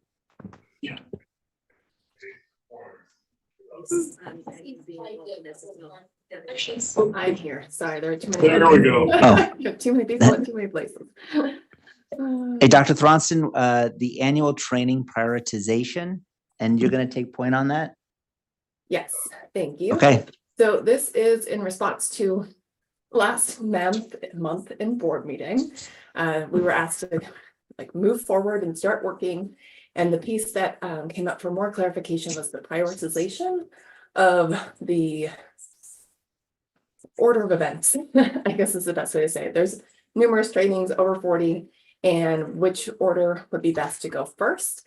And so I, in between last meeting and this meeting, met with the user group and asked for their feedback on the draft that you have seen multiple times in the last few months, to make sure it resonated with them and if they had any suggestions of changes. And there were a few changes and that happened on Monday. So I can talk about those changes, but also if this committee has anything that they would like to see moved in the order. There were also a few things that came up through our specialist, Kendra Muir, that we cannot really do at a state level for a few of these, that they're so personalized to the student that creating state trainings would not be useful or effective in terms of it really goes to the personalized plan of those students. So I can speak to those today, but in general, just kind of looking at year one as the priority for decision-making for this board. And then as we get closer to year two and year three, we obviously will probably come back to you with things change from this now. It's really hard to plan out 3 years in advance when you all know legislation happens, the world happens. And so I would encourage that we just focus on year one in terms of what you want to see as priorities that we put resources out around. And then as we get closer to year two, I can always come back with those adjustments and get more input along the way. You're welcome, of course, as always, to give feedback on all 3 years, but it's a lot. And so to reduce your burden, we can focus wherever you'd like, but year one is the part that as staff, we will start moving. And specifically, there were a couple of new, at least one that I know of. I emailed Kendra and I think she's on or was supposed to be on for this meeting. I don't see her though. To ask her what else. There was one new training that went through in session that I've already given guidance on being the priority of anything new we will get done. So our goal will be to start working on those this summer and have those ready for the release this school year so that people can put those in place. So with that said, just for awareness around how this prioritization schedule was originally built, it was based on UPAC violations, like where are we seeing the most occurrences that maybe if teachers were better informed and our school employees had more knowledge in particular areas, we would be able to reduce those violations and those misunderstandings. And then also audit findings and obviously legislative changes. So those are kind of what you have in front of you and the year one schedule up on the screen. So I can give you the pieces of feedback that the user group gave around a couple of changes. This might. For year one. Oops. And other than that, and then the pieces that we probably need to take off the board's list in terms of they're so personalized for the student in terms of it's their individual health plan that we really cannot provide resources that would be helpful for those. There's 3 trainings that are on this list that at the end of the day would not be of use because it really comes down to that individual personalized need of the student in the school. Well, Dr. Thronson, one, I think the entire committee recognizes, this came up and you have just worked tirelessly on this over the past, I'm going to say, few months in regards to the asks that this committee has had. And thank you for the time and just what I probably assume is a monumental turnaround effort to have this ready for us each month to move at the pace we're moving. So thank you. I'm going to ask staff. I know that I'm going to ask the committee. They've been reviewing this. If they have any questions for you at this time, or the approach that Dr. Thronson has recommended, which is she's prepared to talk about all 3 years, but that it might make the most sense for us to just do this with a focus on the first year. Board Member Wood? I do have a question on one that is in year 2, based on the UPAC violations that they saw. If you look at, and so I'd love to know the rationale of why it's put down there. If you look at the UPAC violations, it says the violence and the discipline were, it looks to me like the second category after boundary violations. But I would think that the bullying, cyberbullying, hazing, retaliation, abusive conduct might fall into that. And maybe they're so different that it's not. But can you clarify for me? Yeah, I think that's probably a question for me. Oh, The UPAC, when you're talking about the violence category for UPAC, that's issues that teachers are having with losing their cool and grabbing a student, hitting a student, that type of thing. Yeah, well, that would be an extreme example, but bullying would be more responding to student on student type issues, I think. So, but that's your point. Wasn't your point? But I thought Leanne's question was. I think they have physical restraint and student restraint in year 1. That's the one I wondered if it would cover. First one says teacher. Yeah. So say that again. I'm not getting. Jennifer, isn't there one of them on student restraint? And yes, that's the first one under year 1. yeah. so that would be. I reflected on them, and tell me if I'm wrong. That really got at because the cyberbullying and bullying is more generally that's student behavior, less the educator behavior. And so from a UPAC violation, it's more about educator violations. And so that's where, in my thinking, and this is where love the feedback, I went more with where the educator needs to be informed on their behavior versus what the students might need to be informed on for the bullying piece. Because generally those violations are more in the student space than the educator space. But where would that be, Jennifer? I mean, so you're thinking it's under that use of restraint area that's in. Yeah, like some of the student discipline plans as well. Like, how do you discipline a student appropriately? Those are the few that I pulled for this aspect of the UPAC data. And if those aren't the right ones, great feedback. Okay. Need it changed. No, I thank you for helping me walk through that. Okay, are there any other questions? Is Member Hart still with us? Okay. Yeah, I think it's hard to know. Dr. Thronson, it looks like there's no further questions. Do you have any observations or something you think very relevant to share with us before we make the motion? Yeah, so there's just a few changes that I would propose, having met with the user group, and I would have made those to the backup, but because backup was due before I was able to convene the user group, it's not denoted. So I can update and have like a draft 2 of this with these points. One of the things that Director Chalice brought up is student data privacy is already going to be requiring a training module to be built, and so she actually encouraged that we move this up in the prioritization into year 1, based on the legislation that passed this past session. And so my intention for your recommendation would be to move harassment out of year 1 and swap it with student data privacy and security training, given the changes in code. And that will allow us to be kind of running in tandem with those in the privacy realm, developing some of that work instead of running either behind or ahead of them. This would be actually just prime timing, and harassment's not necessarily needs to be at the highest level. So that's one recommendation. So I'll pause there. I have one other after that I think I would love for your feedback before I give you an amended draft. Is it okay if I speak? And I really thought that, I'm glad, I thought that as I was reading through this, which is kind of hard to process all at once, but I wanted to keep Title IX in there because I think it's a huge change, a dramatic change. Now we've got possibly some other changes that came down through a different process. But I wanted to keep Title IX in there for sure, but I see that harassment is also in there. So I'm thinking that harassment may be somewhat dealt with under the Title IX session or description anyway. Is that possible? Yeah, there definitely could be some overlap. I'm sure it doesn't cover all of the requirements. The nice thing about harassment is the Department of Risk Management or HR has resources for LEAs that are partnered with them. And so it's less of an urgent one as well, because there are already training modules available.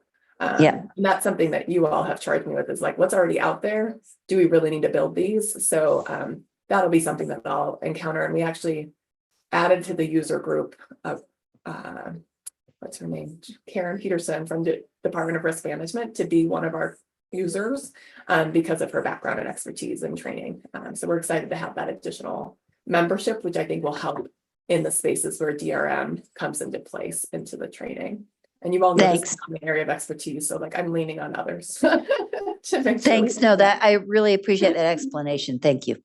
Let's, Dr. Thronsler, this is okay. Let's do it this way, because it sounds like there's going to be a handful, maybe 2 or 3 changes in terms of the prioritization schedule. And if we're voting to approve the schedule, I just want to make sure that we are all on the same page. And so your first suggested change was to move, was it student data privacy? Yes. Student data privacy and security in lieu of, or like swap for harassment. Okay, and Director Rasmussen is queuing that up just so we have it visually. Should I move to the next one while or do you want to do them one by one? He's just going to list them out and then we can just vote on them at one time, but I just wanted the committee to have the benefit of seeing these. Okay, and do you want to put move harassment figure 2, just for clarity of the swap? Okay, and I think that's where we are in our discussion. So what is the next proposed change? The next one was in speaking with Rhett, so our school safety specialist, he recommended that we actually combine, or at least put them all in the same year, fire hazards and prevention, school facility safety, and the fire extinguisher trainings, because they all have some overlap or connection. And so instead of like having a little bit here and a little bit there, combine those. And right now, I'm looking where I have, I think one of them is in year 3. Year 3. We would just combine those to be offered. The trick was like fire extinguishers, you have to do it every year, as well as one of the other, like school safety, the drill one is required every year by the state fire marshal. And so although we were putting in a 3-year schedule, part of it has to be done annually. And then part of it was the 3rd year, we would be adding the fire hazards and prevention component, because there's no frequency to that. So somehow trying to marry those as much as possible. It's fun. I am not, again, I'm learning with you in all of this, but it made sense to me, like fire safety and fire hazard. Why not talk fire extinguishers when you're doing that work?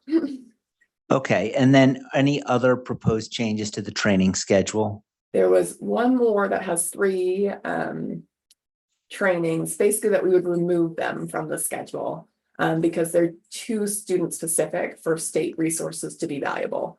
And that comes down to like diabetes and glucogen, seizure rescue medication, and administering student medications, like those, because each kid has their own plan, that the state providing resources would never be personalized enough for those students. And so diabetes and glucogen, seizure rescue medication, and administering student medications, that we would just remove those or put them, maybe not remove them, because I want people to know they're still required, but they wouldn't be resources that we would provide from the state level. So we might just put them in a new category of personalized trainings.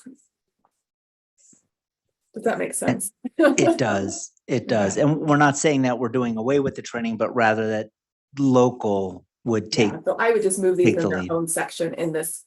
What I'm intending to do is, if you guys approve these moves, I will update this for the full board meeting with these things repositioned appropriately. Just one suggested change, Ben, instead of saying combine, could we say coordinate? I don't want anyone to have the impression we're saying these should all be under one training. We're just coordinating the training schedules. Is that understanding correct? Yes, that's great. Okay.